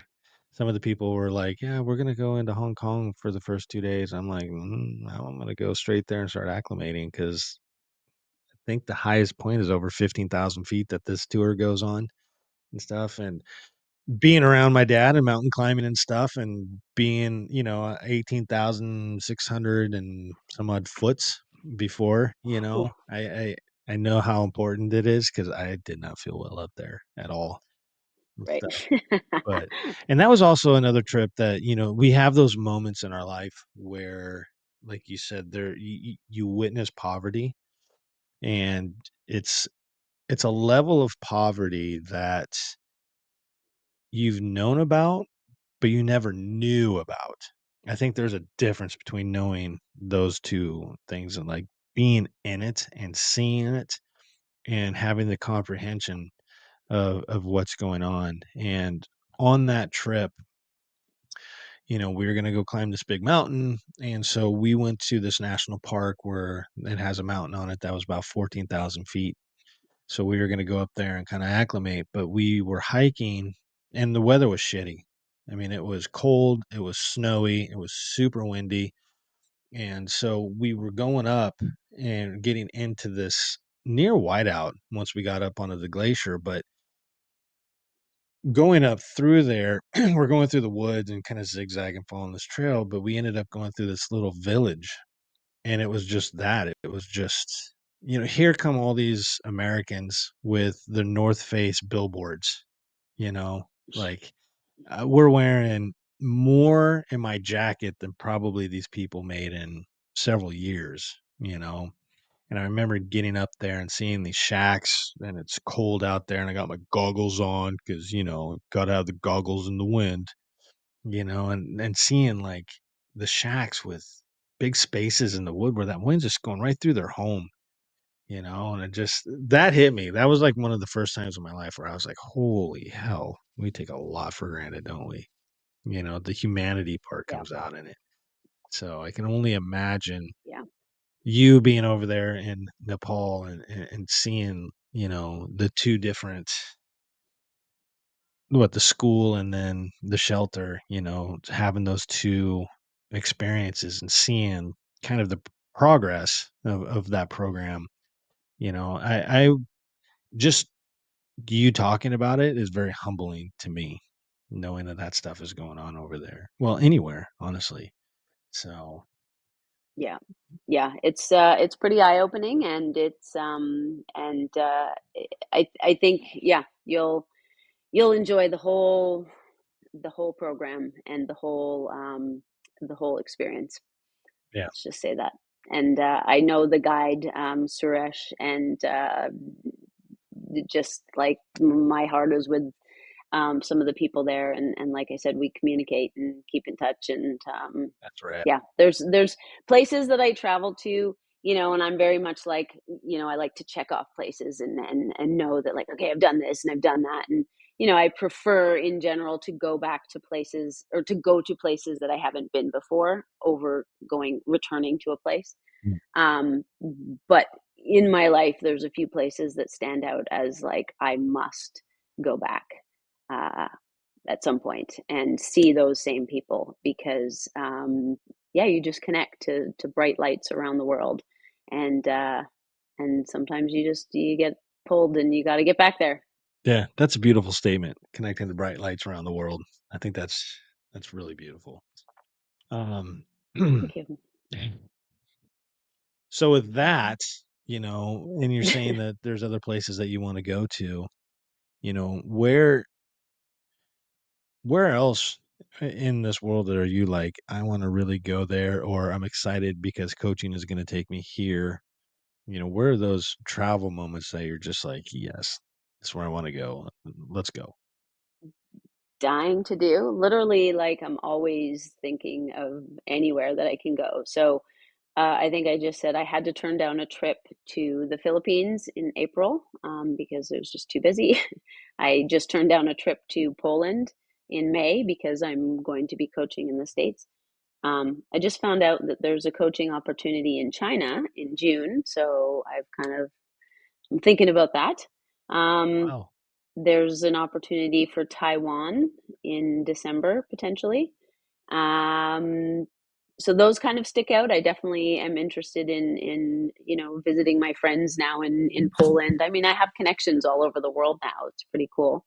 Iceland is big on my list of places to Same. go, so I would love to do a motorcycle trip through there. I met some really incredible people in India, and they run a couple cool tours, and so just seeing where they're going, like, I'm on board to literally go anywhere. And then I'm definitely planning a trip to Vietnam and Cambodia next year for the big birthday that I'm having next year, to go with my girlfriends who we did a trip for the other big birthday, Right, right. nearly 10 years ago now. We went to Cuba for that trip, and that was a really special, cool trip. Also in some random way tied into motorcycles. And so we're planning that for sure. You get the But same. basically the answer is literally anywhere that I haven't been before, I will go. I love it. And you just can't say in some random way it tied in with motorcycles. Like, okay, explain how did that. What do you mean? Yeah, yeah. Well, our friend Michael, right? You know our friend Michael LeBlanc. You've met him, old guy. Mhm. He'll laugh when I say that. Yeah. So trying to think how I can shorten this story. Um, I Nothing but write a time. column in Motorcycle Mojo, and have for 18 years. And throughout my columns, I talked a lot about losing my dear student and friend, Peter Lenz, who I coached from 8 to 13. And at age 13, he was killed in a motorcycle race. And I ended up getting a letter from a man named Michael after I wrote a column about what it was like losing Peter. And this is where I got that cool the idea of a bright light, because Michael, in his letter to me, wrote and said, "Listen, I've been following your columns on Motorcycle Mojo, and I get the sense that you are a bright light to the people in your community. I love the way you share things, etc. And your latest story on Peter just reinforced that." And then he went on to say that he met Peter once, watched him race, and felt immediately that Peter was a bright light. And so he just sent this really lovely letter of condolence for my loss. And so did a bunch of other people, but Michael's really stood out. And so we became sort of like pen pals, email pen pals. And he would send me all these interesting little motorcycle stories and words of encouragement. And one of them was that he had been to Cuba several times, and he had friends there, and he rode this motorcycle in Cuba, and it was kind of this cool story. And so later on, when my girlfriends and I decided that Cuba was the place we were going to go for our 40th, I reached out to Michael to say, hey, you said you knew some friends and people there, what should I do? Who should I call? Blah, blah, blah. And so he gave me this guy's phone number, and he said, when you get to Cuba, call this number. If you need anything, they'll take care of you. So I did, and we ended up getting picked up by this lovely man named Mandy in this small little village, and he took us to the place we were staying, and then showed us around like a local, and then introduced us to Michael's other friend. And then there was this special night where they invited us into their home with all of their family. So there was grandparents and grandkids Oh, and all wow. these family members, and they invited us into their home. And right as we were stepping into their home, they said, we invite you into our home in Cuba because any friend of Michael's is a friend of ours. And I just remember just looking up at all these people, and I just totally started crying. And my girlfriends were like, "What are you doing?" And I was like sobbing, and I was so embarrassed because I'm like, "I'm so sorry." And they said, "What's going on?" And I said, "Well, the only reason I'm here is because of Peter Lenz, and because of Peter, Michael reached out to me, and because of Michael's kindness, I'm in Cuba, and because of your kindness, I'm being welcomed into your home."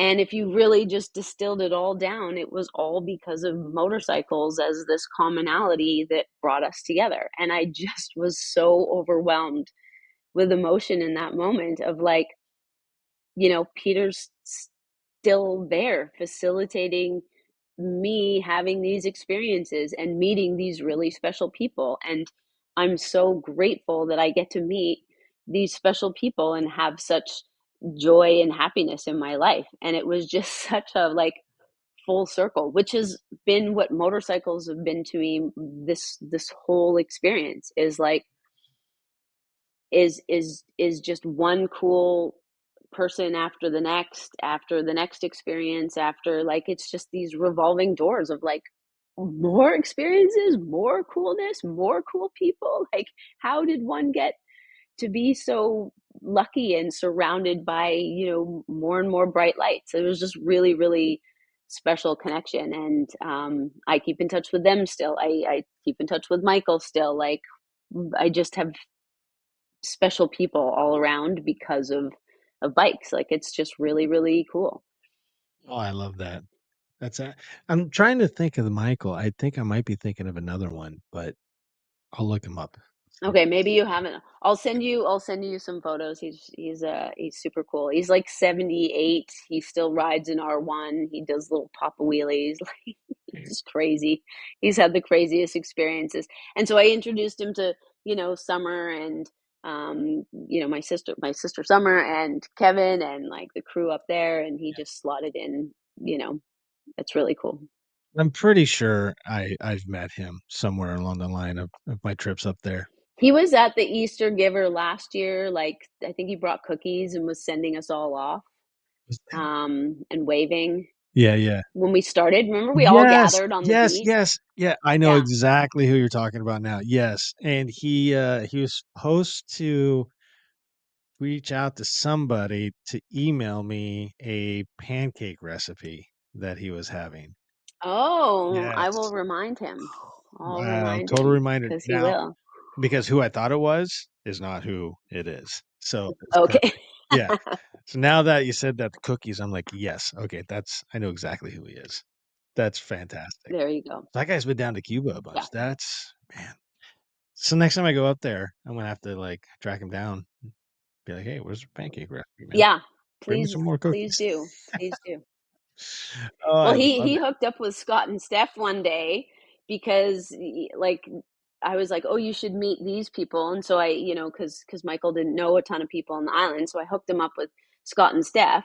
And then it was awesome because then they sent me a picture of them together, and it's one of my favorite things in the entire world is when my friends meet other of my friends somewhere around the world, and then they take a picture and they're like, "Oh my god, we look who's together." And Oh, that's like I cool. love connecting people, and I love when that happens. It's yeah, awesome to see. Well, that's definitely awesome. Yeah. And Scott and Steph, I mean, stellar. I just saw them 2 days ago, I think.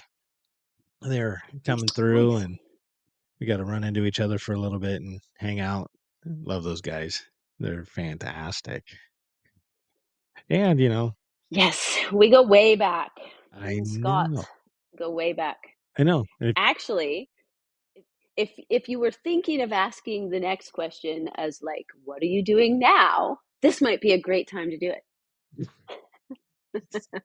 So, Misty, with everything it. that's going on and that we've talked about, I think I would really like to know, what are you doing now?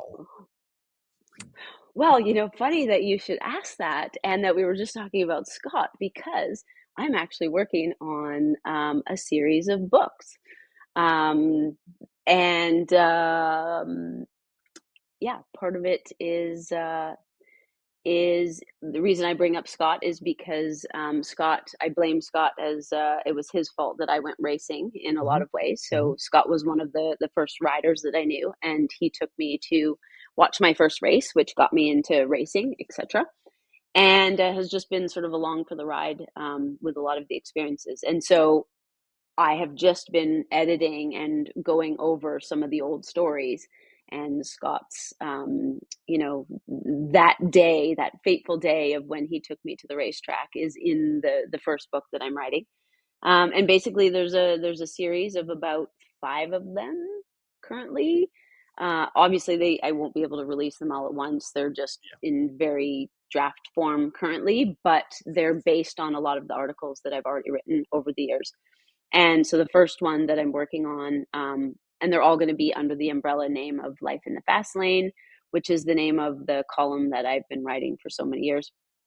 And the first book is going to be all about sort of my journey with the California Superbike School, how I started riding, how I started racing and coaching, and how that like sent me on this crazy life journey of motorcycle stuff. Um, and then it's going to delve into like the skills and the techniques that we teach at the Superbike School. So it's kind of a different and unique way of explaining the concepts at the Superbike School because I'm one of the only people that have the experience of being, a student first, then a sponsored professional racer, and a coach and a writer.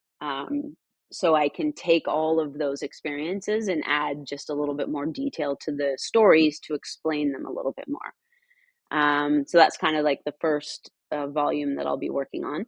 And then some of the other volumes are going to be like about, the trips that I've done. So adventure travel, riding trips, the trip in, I've done two riding trips, one through, Spain and the Dolomites, and one through, Italy, and, a bunch of the cool passes through the Alps, Italy, Germany, a bunch of riding in Europe, and then the Nepal story, riding in Cuba. I got to ride a scooter in Cuba, which was super fun, and just some more like camping stories, places I've ridden, and then I'm going to have one that's more track and race focused. So just how to get into racing. What are some of the struggles of going racing? What are some of the best tips and techniques? What are track specific, lessons that you can work on? And then one of them will be just about being a moto mom. Like, what's it like teaching your kid to ride, watching your kid race? I mean, last year was hard. My son broke his thumb first, and then shortly after he broke his wrist in two pretty gnarly crashes. I've been to the hospital with him multiple times for other injuries. Like, it's tough watching your kids. And then how do you teach them to ride? How do you make sure they're safe? How do you ensure that they're going to make good decisions? Across the board. So, motorcycles, dirt bikes, mountain bikes, a lot of the sports in general, and just what it's like being a parent trying to navigate those choices in life. Especially from my perspective of having lost a child. It's something that sits with me every single day. Is how do I feel comfortable letting my own son, ride and race when I know firsthand what the outcome of that can be. It's pretty terrifying. So to put that in a volume that maybe could help other parents, I think that's kind of what I'm working on. So just navigating the whole, like, how do you get your ADHD brain to focus long enough to get things produced, and then how do I take those next steps of actually like paying for the layout and the editing and the publishing and just doing it all while I'm trying to be a parent and a full-time worker and just throw it all out there, Yeah, right? so many questions. So how did you come up with this idea of like, hey, I want to write these books, and you came up with five, and coming up with topics, you know? I think Um, it's it was it was more like I'm broke. How do I make money, or utilize my talents to the buzzword these days is like passive income, right? So like, how can I improve, and is there anything that I have already produced that could potentially provide passive income? Oh, hey, you know what? There's probably something to be said of the 250 articles that I've written over the years, that they still have value. There should be some worth here. And so the first step was I just started organizing them into like what I thought would be logical categories. And then I was sort of like really struggling with that self doubt of like, okay, this is good. And then the bad part of my brain is like, no, it's going to suck. Who's going to read it? Why would you put it in a book? They've already been published. Like, you suck, and then sort of like trying to work through all of that and going, no, actually, I think this is quite valuable information. And I think if I package it differently, I'm going to be able to share it in a way that hasn't been shared before, that I think could be quite helpful to people in general, because I've had to figure it all out along the way. So wouldn't it be helpful if I could share some of that information and experiences, right? Like, there's been a lot, and some of them are funny stories, and some of them are anecdotal, and some of them are like tragic.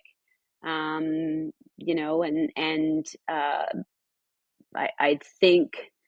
I think there's something there, and I think it's interesting. And then surprisingly, as I truly believe what you put out to the universe comes back. Surprisingly, all of a sudden, everyone's like, you should write a book. I'm like, funny that you say that, because I'm actually writing lots of them. how far into this process are you? Do you have, like, a book done already? Are Um, you in book 5? I have them outlined, so I actually Mhm. have content enough for five. One of them is pretty much organized into a full draft. And then I actually did take the terrifying step of sending it to an editor that I know, who is very experienced and very straight up in terms of like, he'll tell you if it sucks or not. Um, and for like an agonizing month, I didn't hear back. And I was like, oh God, it sucks. Like, he's going to Yeah. think it totally is terrible and not worth it. And then I just got a call the other day, and he's like, well, if you sent it to me to find out if I think you got something here, then I think you got something here and you should publish it. And I was like, wow, yes. So that gave me a little bit more of a boost, A win. to take away all my negative self talk. But I still have a ton of work to do in terms of like editing it, organizing it, making sure it's readable, flows well, has all the right info. And then, yeah, it's got a forward by Keith Code already, the first one. So that was a huge step. And yeah, I'm just working through the details now, which Working through the deets. I'm not usually that great at. I'm a big picture thinker. I'm not so good at the details. Right. I'm the Well, dreamer, the like, we can totally make it happen. Well, how are you going to make it happen? I don't know yet, but it's going to happen. we're gonna done do it. I think that's amazing that you're putting out that kind of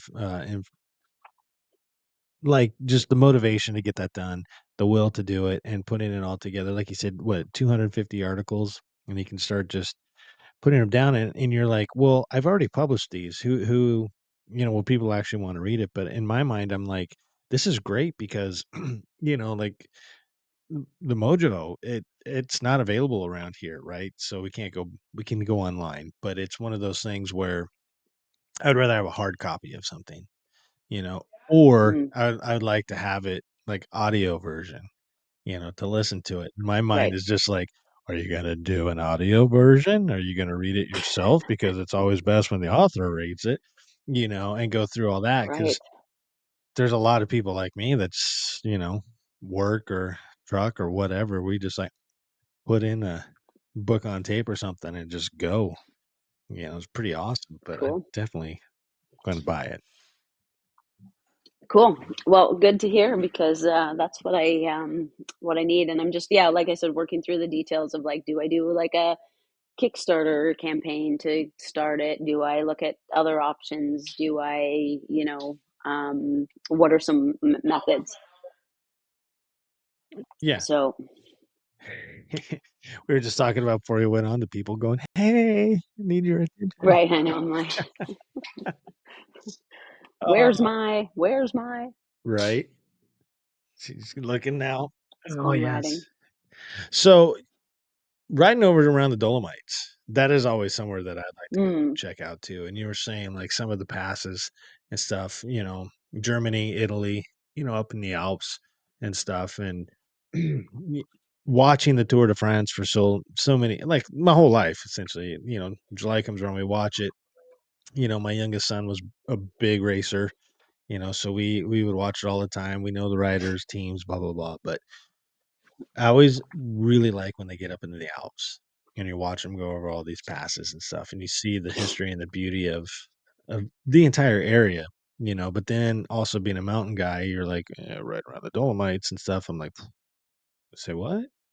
I would love to know more about your experience around the Dolomites for sure, and then even some of the Alp experiences that you gotta witness because those things, man, switchbacks for days on some of the.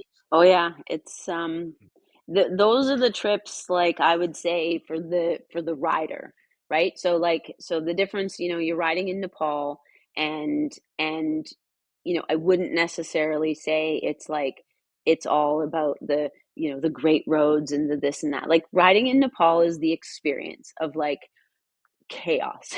So it's less about the so much the ride part. Whereas I think when you're riding some of the roads and areas in in Europe through some of these incredible passes, it becomes very much about the ride and the road and the pass and the switchback and just getting.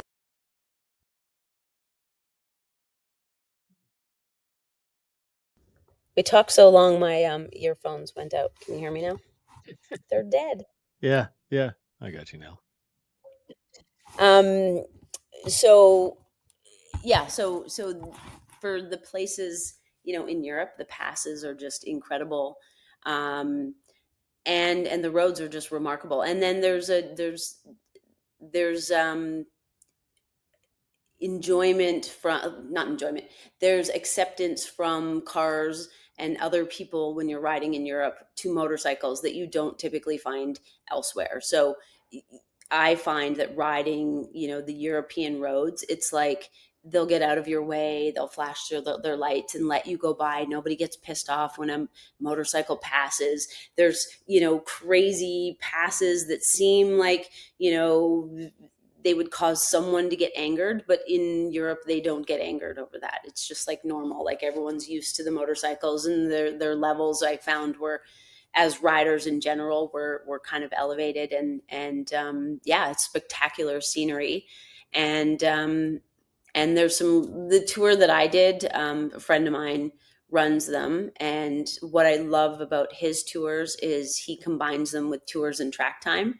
So for someone like me, I don't typically ride much on the street so much anymore, except during tours and sort of chill rides. And I don't have any interest in riding fast because I've been there, done that, and I know the risks of the road. So for me, it's more like I want a mellow, scenic, enjoyable ride. But to know that then we can go to a racetrack in Europe and then I can go full speed takes that stress away of like utilizing and maximizing the time. It's like now I know the road portion is like I'm going to chill at the back and I'm going to be the sweep and I'm going to just enjoy it. But when we get to the racetrack, then I'm going to, now we're at a track day and now we're going to go. So I liked that combination. And then I also loved that he's very much about the authentic local experience versus any kind of tourist garbage. Um, and so the first trip I went, we flew into Munich and we rode into the Alps and we stayed in this crazy cool little cabiny sort of uh, Alps sort of like, oh, it was just the coolest little place. And then we did our rides from there. And one night we were, at the bar and we're just like, my girlfriend and I, we changed into we surprised the whole group by asking the waitress if we could put on what are they called? Um, what are they called? The lederhosen, the lederhosen and the like lady dresses. So, me, I'm like, I live in a helmet all the time and I'm like, never dress up and such. And, and then all of a sudden I stroll into this, pub and I'm wearing this like lacy, frilly, um, you know, Holland type dress and my friend's wearing full lederhosen. And everyone was like, what the heck, you guys? And I was tasked with writing an article on the whole experience. And I was sitting in the bar sort of stressed that I hadn't started taking notes and I didn't have my angle yet. And I was like, oh my gosh, I'm supposed to be like working, but I'm trying to enjoy the experience. And, we're drinking this local limoncello and some incredible stuff. And this guy walks in and he takes one look at us, clearly not locals. And he goes, what are you guys doing here? And we were like, oh, we're on this motorcycle, tour kind of thing. And he's like, but how did you get here? Like, this is locals only. Like, no tourists come here. And I was like, that's it. That's the angle right there. Like, that's why we're here, because tourists don't come here. And to have someone local recognize that it was really weird to have tourists at that particular place just solidified that that was what made that tour so special, was that we were in a place that only locals typically go to. And that to me is very, very valuable, because I've seen way too many people go to other countries and then they barely leave the tourist area and then they think that they've experienced that country. And you're like, no, you had to go 10 streets in and Yeah. eat from the local cart and talk to the regular people who live here, and not the ones that are changing their culture and attitudes and such to fuel the tourists. Um, so whenever I travel, I like to have that authentic feel. And that is also why the Nepal trip is so special as well, because it's completely based on, locals running it, the charity aspect, and just basically seeing how regular Nepalese locals live their lives without, it being padded in any way or disguised in any way because it's touristy. That's one of the things that I'm actually most interested in for like my bucket list travels, you know. Um, like I'm just like I'm gonna do some of these, like period. That's the way it's gonna be, you know. We're both about to have that epic birthday. And it's funny how you just change your view on things. You know, what good is money if you're not really spending it, right? So there's some trips I definitely want to do, but the thing that really interests me is I can do these solo and be just fine, and just do them on my own, and that gives me an opportunity to be on my own schedule and go where I wanna go, stay longer if I wanna stay longer, or, this is not really what I wanted, but I want that more authentic, get away from the tourist stuff, you know? In South America, for example, doing I wanna go to excuse me, I wanna go to Ushuaia, so, like, I've been low key n this is a secret, so nobody knows that I'm doing this, right? So, if you're listening to it, this isn't happening at all. Shh, it's a secret. I've low key been, like, planning my route through there. I've figured out how much it's gonna cost to ship my bike, and where to go and stuff, and it's funny because I've talked to a few people who have been down there, and they're like, "Oh, you're starting in Ecuador? No, go over to Colombia and start there." Everybody's like, "Get away from, what you hear about it and just go because it's amazing." So, Mm, I just like you were just saying, the authenticity and the actual culture is something that I need to experience because I think, in these first world countries, we get very spoiled with, "Oh, my life is so hard, but I made X amount last year." Do you really realize how much money that actually is everywhere else? mm. You know? So, maybe I'm getting off on a little bit of a tangent here, but I don't know. I just when you start talking about that and locals and they're recognizing you, I'm just like, yeah, I mean, that's the place. And so Yeah. that's a perfect segue because you were also like, "Oh, this is my angle," right? So, how do you because you've been writing for what did you say, 18 years? Is that No, more than that now, 25. I started in 2000. I was close. Yeah, right? Yeah, yeah. So, Holy cow, how just do like you that, 25 years. how do you kinda come up with your article ideas, you know? Are they Oh, that's a good question. Yeah, that's a lot of articles to come up with over and over. I'm fairly lucky that they just sort of come to me most of the time. I mean, sometimes the editor will suggest something or say, this is the theme of the magazine. But typically, I just go off of, I'll just do my thing, ride motorcycles, live life, and something will come to me. Like I said, I wrote that teamwork article about riding in India because I came in from that moment when the coach was like, "Go ahead." And I went and I came in and I was like, guys, do you realize how cool that is? Like, we just trust each other, like right off the bat. Like, this is so cool. And so I wrote a note to myself saying, like, write an article about that.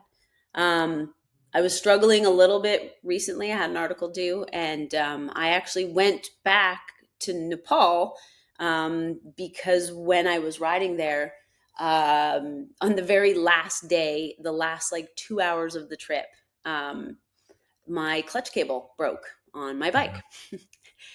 And so I thought, you know what? Actually, this is a really good thing to write about because it was pretty challenging. And, I have a lot of experience with riding, but in the moment when it broke and in the subsequent next 2 hours of riding, like it was hard because you're riding along and all of a sudden I'm like, wait, I don't have a clutch anymore. How do I stop the bike? What's going to happen when I stop the bike? It's going to die. How do I stop it from dying? How do I bump start a bike without a like my brain was just like misfiring and I'm riding and I'm going, shit, I don't have comms. Like, how do I tell them?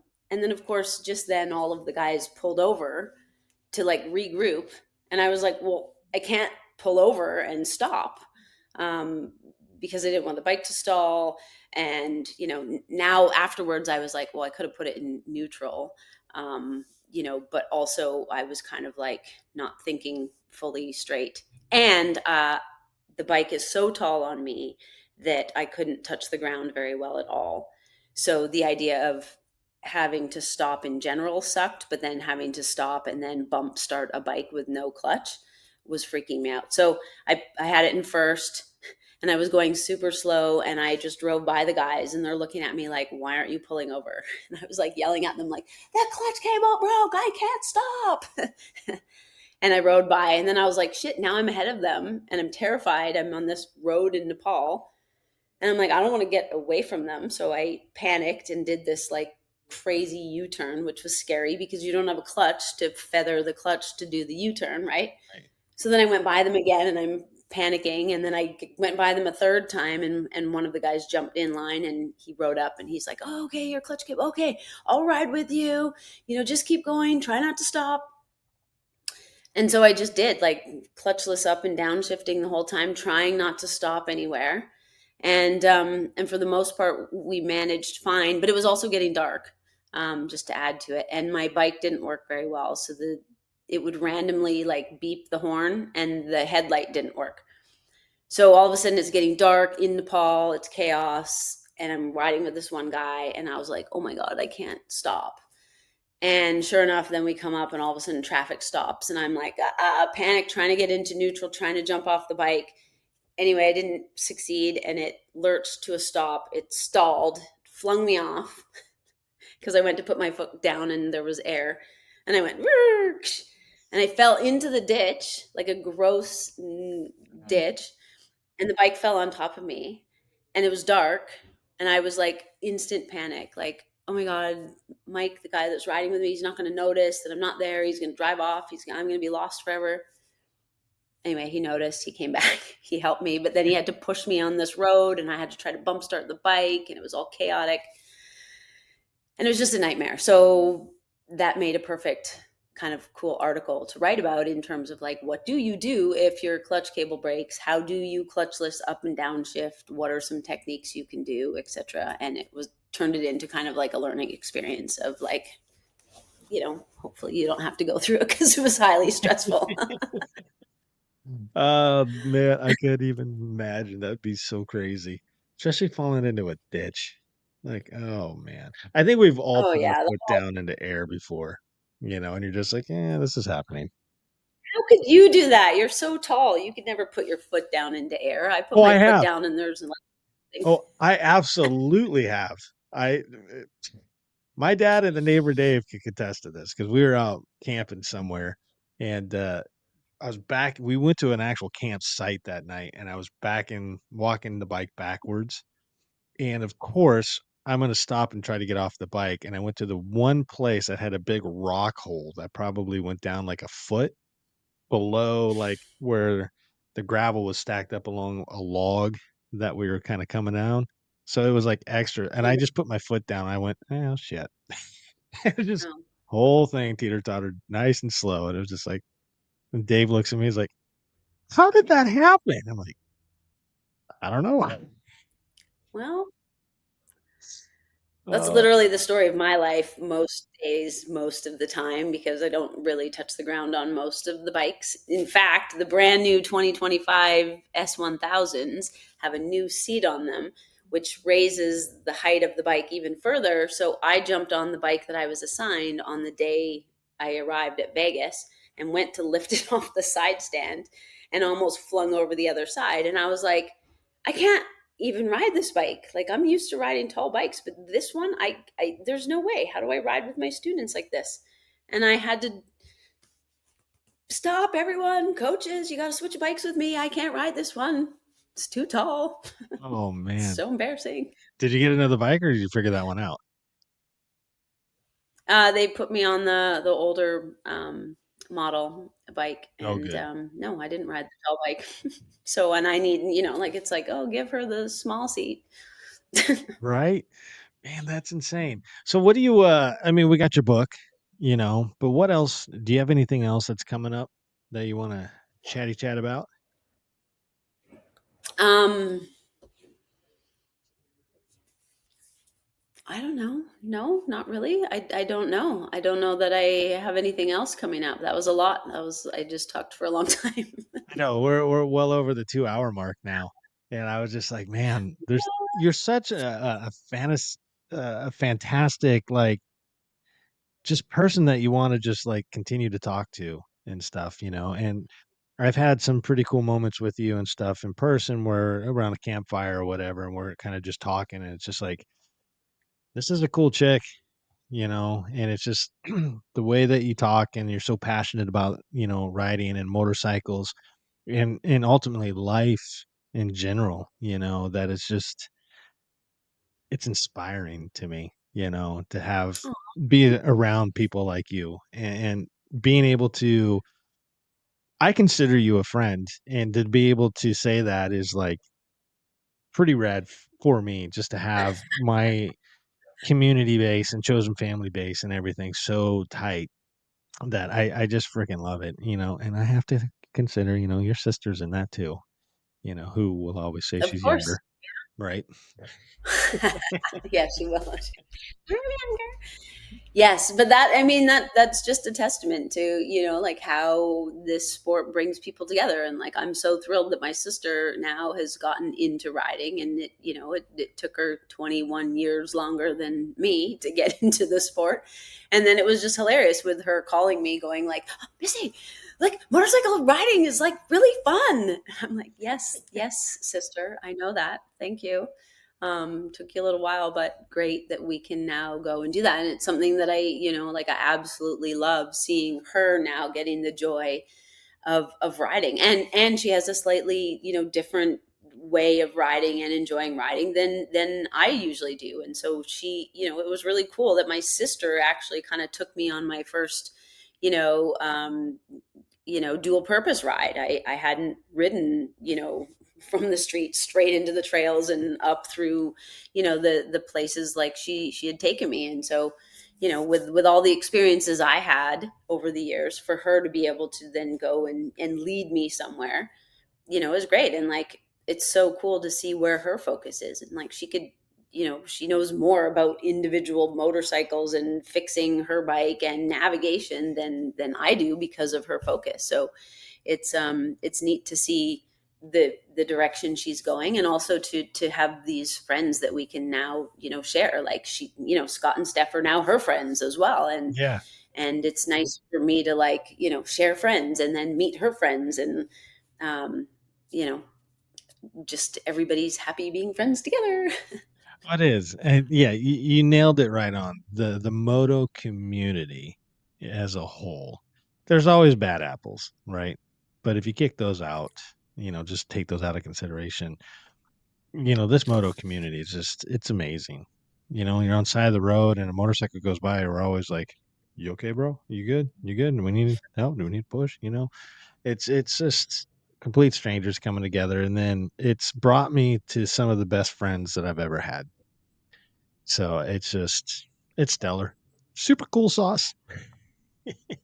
Right. And then when you take that experience and then you multiply it in different countries and different cultures around the world, you're going to see the same thing with just these slightly different variations on how people, how do they ride in India typically, and how do they ride, meaning how and where and what kind of groups form, and the stereotypical groups of riders and the way people do things. It's the same whether you're, riding the canyons and, twisty roads in India, or, you're riding off-road in Nepal, or you're, hitting the flat track somewhere else. Like it's incredible to show up in a different country, and sometimes we don't even speak the same language. Like if I go coach in Poland and I'm going to have a translator for most of the people that we work with, and yet you're translating a universal language about, motorcycles. Like it's Right. pretty remarkable that you can then be accepted and appreciated and enjoyed and brought in as a friend because you have this shared passion. And I've been lucky enough to see that in multiple different countries, around the world, which is why there's this passion to, keep going and keep experiencing that elsewhere. Yeah, that's very well said. Now, question for you. When you were in Nepal, did you ever see Mount Everest? I did actually. I have a beautiful photo of the sun rising in the distance over Everest. Now it was from, quite a distance, but we did get up at, stupid o'clock to go and watch that rise up. And one of my conversations with the charity owner and friend of mine, Daniel, now has been that on my list. I have this cool list from when I was a kid of all the things I wanted to accomplish in my life, and one of them is base camp at Everest. I never wanted to actually. I'm not like into actually climbing Everest, but I always wanted to get to base camp, or at least something similar to that in that area. And that's a cool opportunity because Daniel knows so many. Daniel's like a Nepal local. He speaks like 9 different languages. He's a remarkable man, and he does like hiking trips up to Everest, and he did this cool bicycle trip. And so I was trying to figure out how my next trip to Nepal would look. Would it be another motorcycle tour like with Scott and you guys going, because now I'm super jealous and obviously I want to go and be there, or do I wait and do like a different type of trip in Nepal where I get to trek and hike, or ride a bicycle up through these areas, right? Like, so, you start to sort of pick and choose with your life. Then how do I want to experience this a second time? I totally forget the origin of the question. And oh yeah, you asked me about Everest. Yeah, that was a long-winded answer to yeah, I saw it. I that's been, from coming from a mountain climbing family, if you will, being able to step on a lot of these Cascade Mountains, being on top of them and stuff. Everest has always been, as a little boy, I was like, I'm gonna go do that one day, which obviously never happened, but I think the Everest Base Camp would be pretty rad just to even be in that area, the vicinity of it. Um, but with that, would you have any interest in northern India, coming up to the Himalayas on the south side and checking those out? Yeah. Yeah, absolutely. Just because, meeting some of the crew in India last time. I mean, I had some guys show me some wicked snowboard videos of people snowboarding in northern India and riding certain rides and like just different areas of the country. And it's such a huge area. And I've been there twice now, but only in the southern part. I was in Chennai, and so absolutely, like, I I'm keen really to go anywhere. I mean, I did a podcast recently with um, a woman, and she said, hey, I'm going to ride Pakistan in May.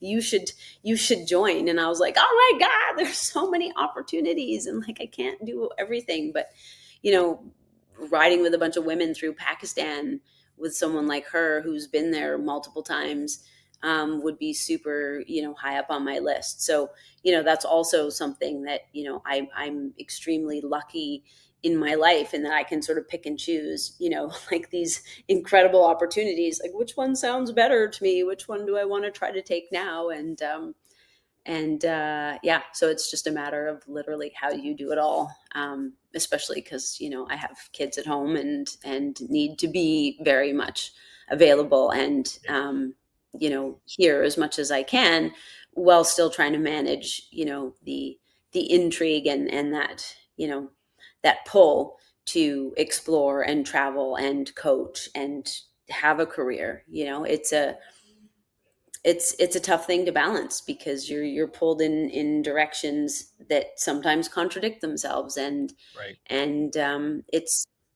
it's tricky. And then I don't love bringing the whole male female thing into it very often, because I've been lucky in my life that despite doing sports that are typically male dominated, I've actually been treated very well, and haven't had similar experiences that some women maybe have, feeling less comfortable.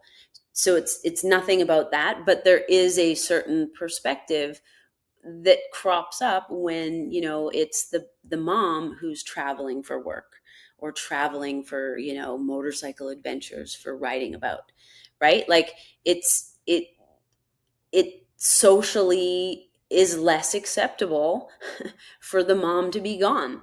And that's something that has been a little bit stressful, is balancing that sort of thought perspective of people like, well, you said you wanted to be a stay-at-home mom, so why aren't you being a stay-at-home mom? And then defending that with like, well, you can be a stay-at-home mom, like, while still having a career to then have these opportunities. It's not like it's full time. It's not like it's, months at a time. But where do you draw that line and balance? And there's some people that think it's not good for the kids to have mom gone for 2 weeks at a time, right? And then, trying to say, is it good for me to be away? Is it not good? Like, what are the benefits? And I think there are a lot of benefits for the kids to not have, a parent around constantly, and to also then look at that and say, you know what, my mom is doing what she loves to do and she's passionate about it and she's made a career out of it, and I want the kids to aspire to that. So it has been a real balance in my life of, for sure I want to take all these opportunities. I mean, I wanted to go to the Philippines and I wanted to go to Poland and I want to go to China and right, but I know that's not reasonable. And so when I look at the calendar, I go, okay, well, is it reasonable to be away for these 2 weeks and then, be home for a solid month? And then, is 5 days away over here okay? And like, really trying to space it out while also maximizing the opportunities, because some opportunities come and then they never come again. Um, Exactly. so, I don't want to live any life of regret where I go like, damn it, I should have taken that opportunity and I didn't. Shoulda, woulda, couldas are terrible. And I think Right. to what you're saying there about the family dynamic, I think each individually family dynamic is that it's responsible of that family, right? So things might be said, "Oh, I'm gonna be a stay-home mom," or whatever, but over the course of your life, things change, right? I mean, it's not like you're having a kid for a year. We're with them forever. And so our lives can change. We can pinpoint and focus and sacrifice so much of our lives for the kids, which is a great thing. But also, we have to find the balance to live. And I think it's more important. This is just my opinion. Disagree with me if you want. I don't, that's fine. But I Mhm. think it's more important for you to do what you're doing to show that there is a work life balance, that you can be a mom in a loving home, even with the eye rolls and the door slamming that's going on right now. Because when that's over, it's going to be such a small part of them growing up, that those times will be more funny. But I think it's, again, like I said, it's inspiring to have someone like yourself, and knowing a little bit about your husband and what he has done. I think that's very inspiring for children to grow up around those things. And I think I've tried with my kids to do the same thing, where it's just like I was gone a lot driving or whatever, but I also would be home. We would try to create as many memories as we can. And then for me, I needed to take opportunities for myself. That's a healthy well-being, I think, you know. And then, like I was just saying, the door slamming and stuff is going to be, kind of a thing of the past, because now my kids are 26 and 28. I have grandbabies and stuff, right? So looking back at like some of the fights that like Justice and I would have, they're almost comical at this point. Like, we were fighting over what? Okay, whatever. And the bond that we have now as adults with him as an adult is just, I think it's a testament to him as a character, as the person that he grew up into, and I would like to take a little bit of credit for that, but I think what you're doing with those kids, I think it's spot on. I think you're doing a good job there, mom. Thanks. Yeah, Appreciate it. that's a I think long-winded they've had answer a to be pretty like, life. "Hey." Yeah. Yeah, Yes. I think they're pretty lucky, but moms are always going to be irritating until yeah, it took me like till I was like 38 years old when I was like, "Mom, I get it. I'm sorry." Like, "Oh, I was probably an asshole." Like, wow. Yeah. She was like, "Yeah, you were. Don't worry about it." Yeah, they laugh at me now. I'm like, "Oh, "Oh, the kids," and then they're like, "Huh, sounds like someone we know." I Oh, was like, right. "Okay, so Yeah. no sympathy," and they're like, "Nope." Sorry. That's Yeah, that's dry. We don't have any of that. Well, I think, you're gonna have to come back on for a 3rd time, and, woohoo! I think there's still more to The guest that chit wouldn't chat about, leave. but especially with, the book coming out, maybe when the first book drops or if you're gonna drop them, however you're gonna do it, I would love to have you back on, try to promote it any way that we can, try to help you Cool. out and stuff, and, I think by the time that happens, there's probably gonna be way more stuff with you that's happened because you're that kind of person, so we'd love to get another Misty update here. Misty update 2026 Hopefully. coming. Yes. Okay. Perfect. Yeah, Yeah, love it. Anytime. And yeah, appreciate you and taking the time to have this chat. Thank you. of of course, my pleasure, and, very grateful for you to be on, and with that, friends, okay, bye.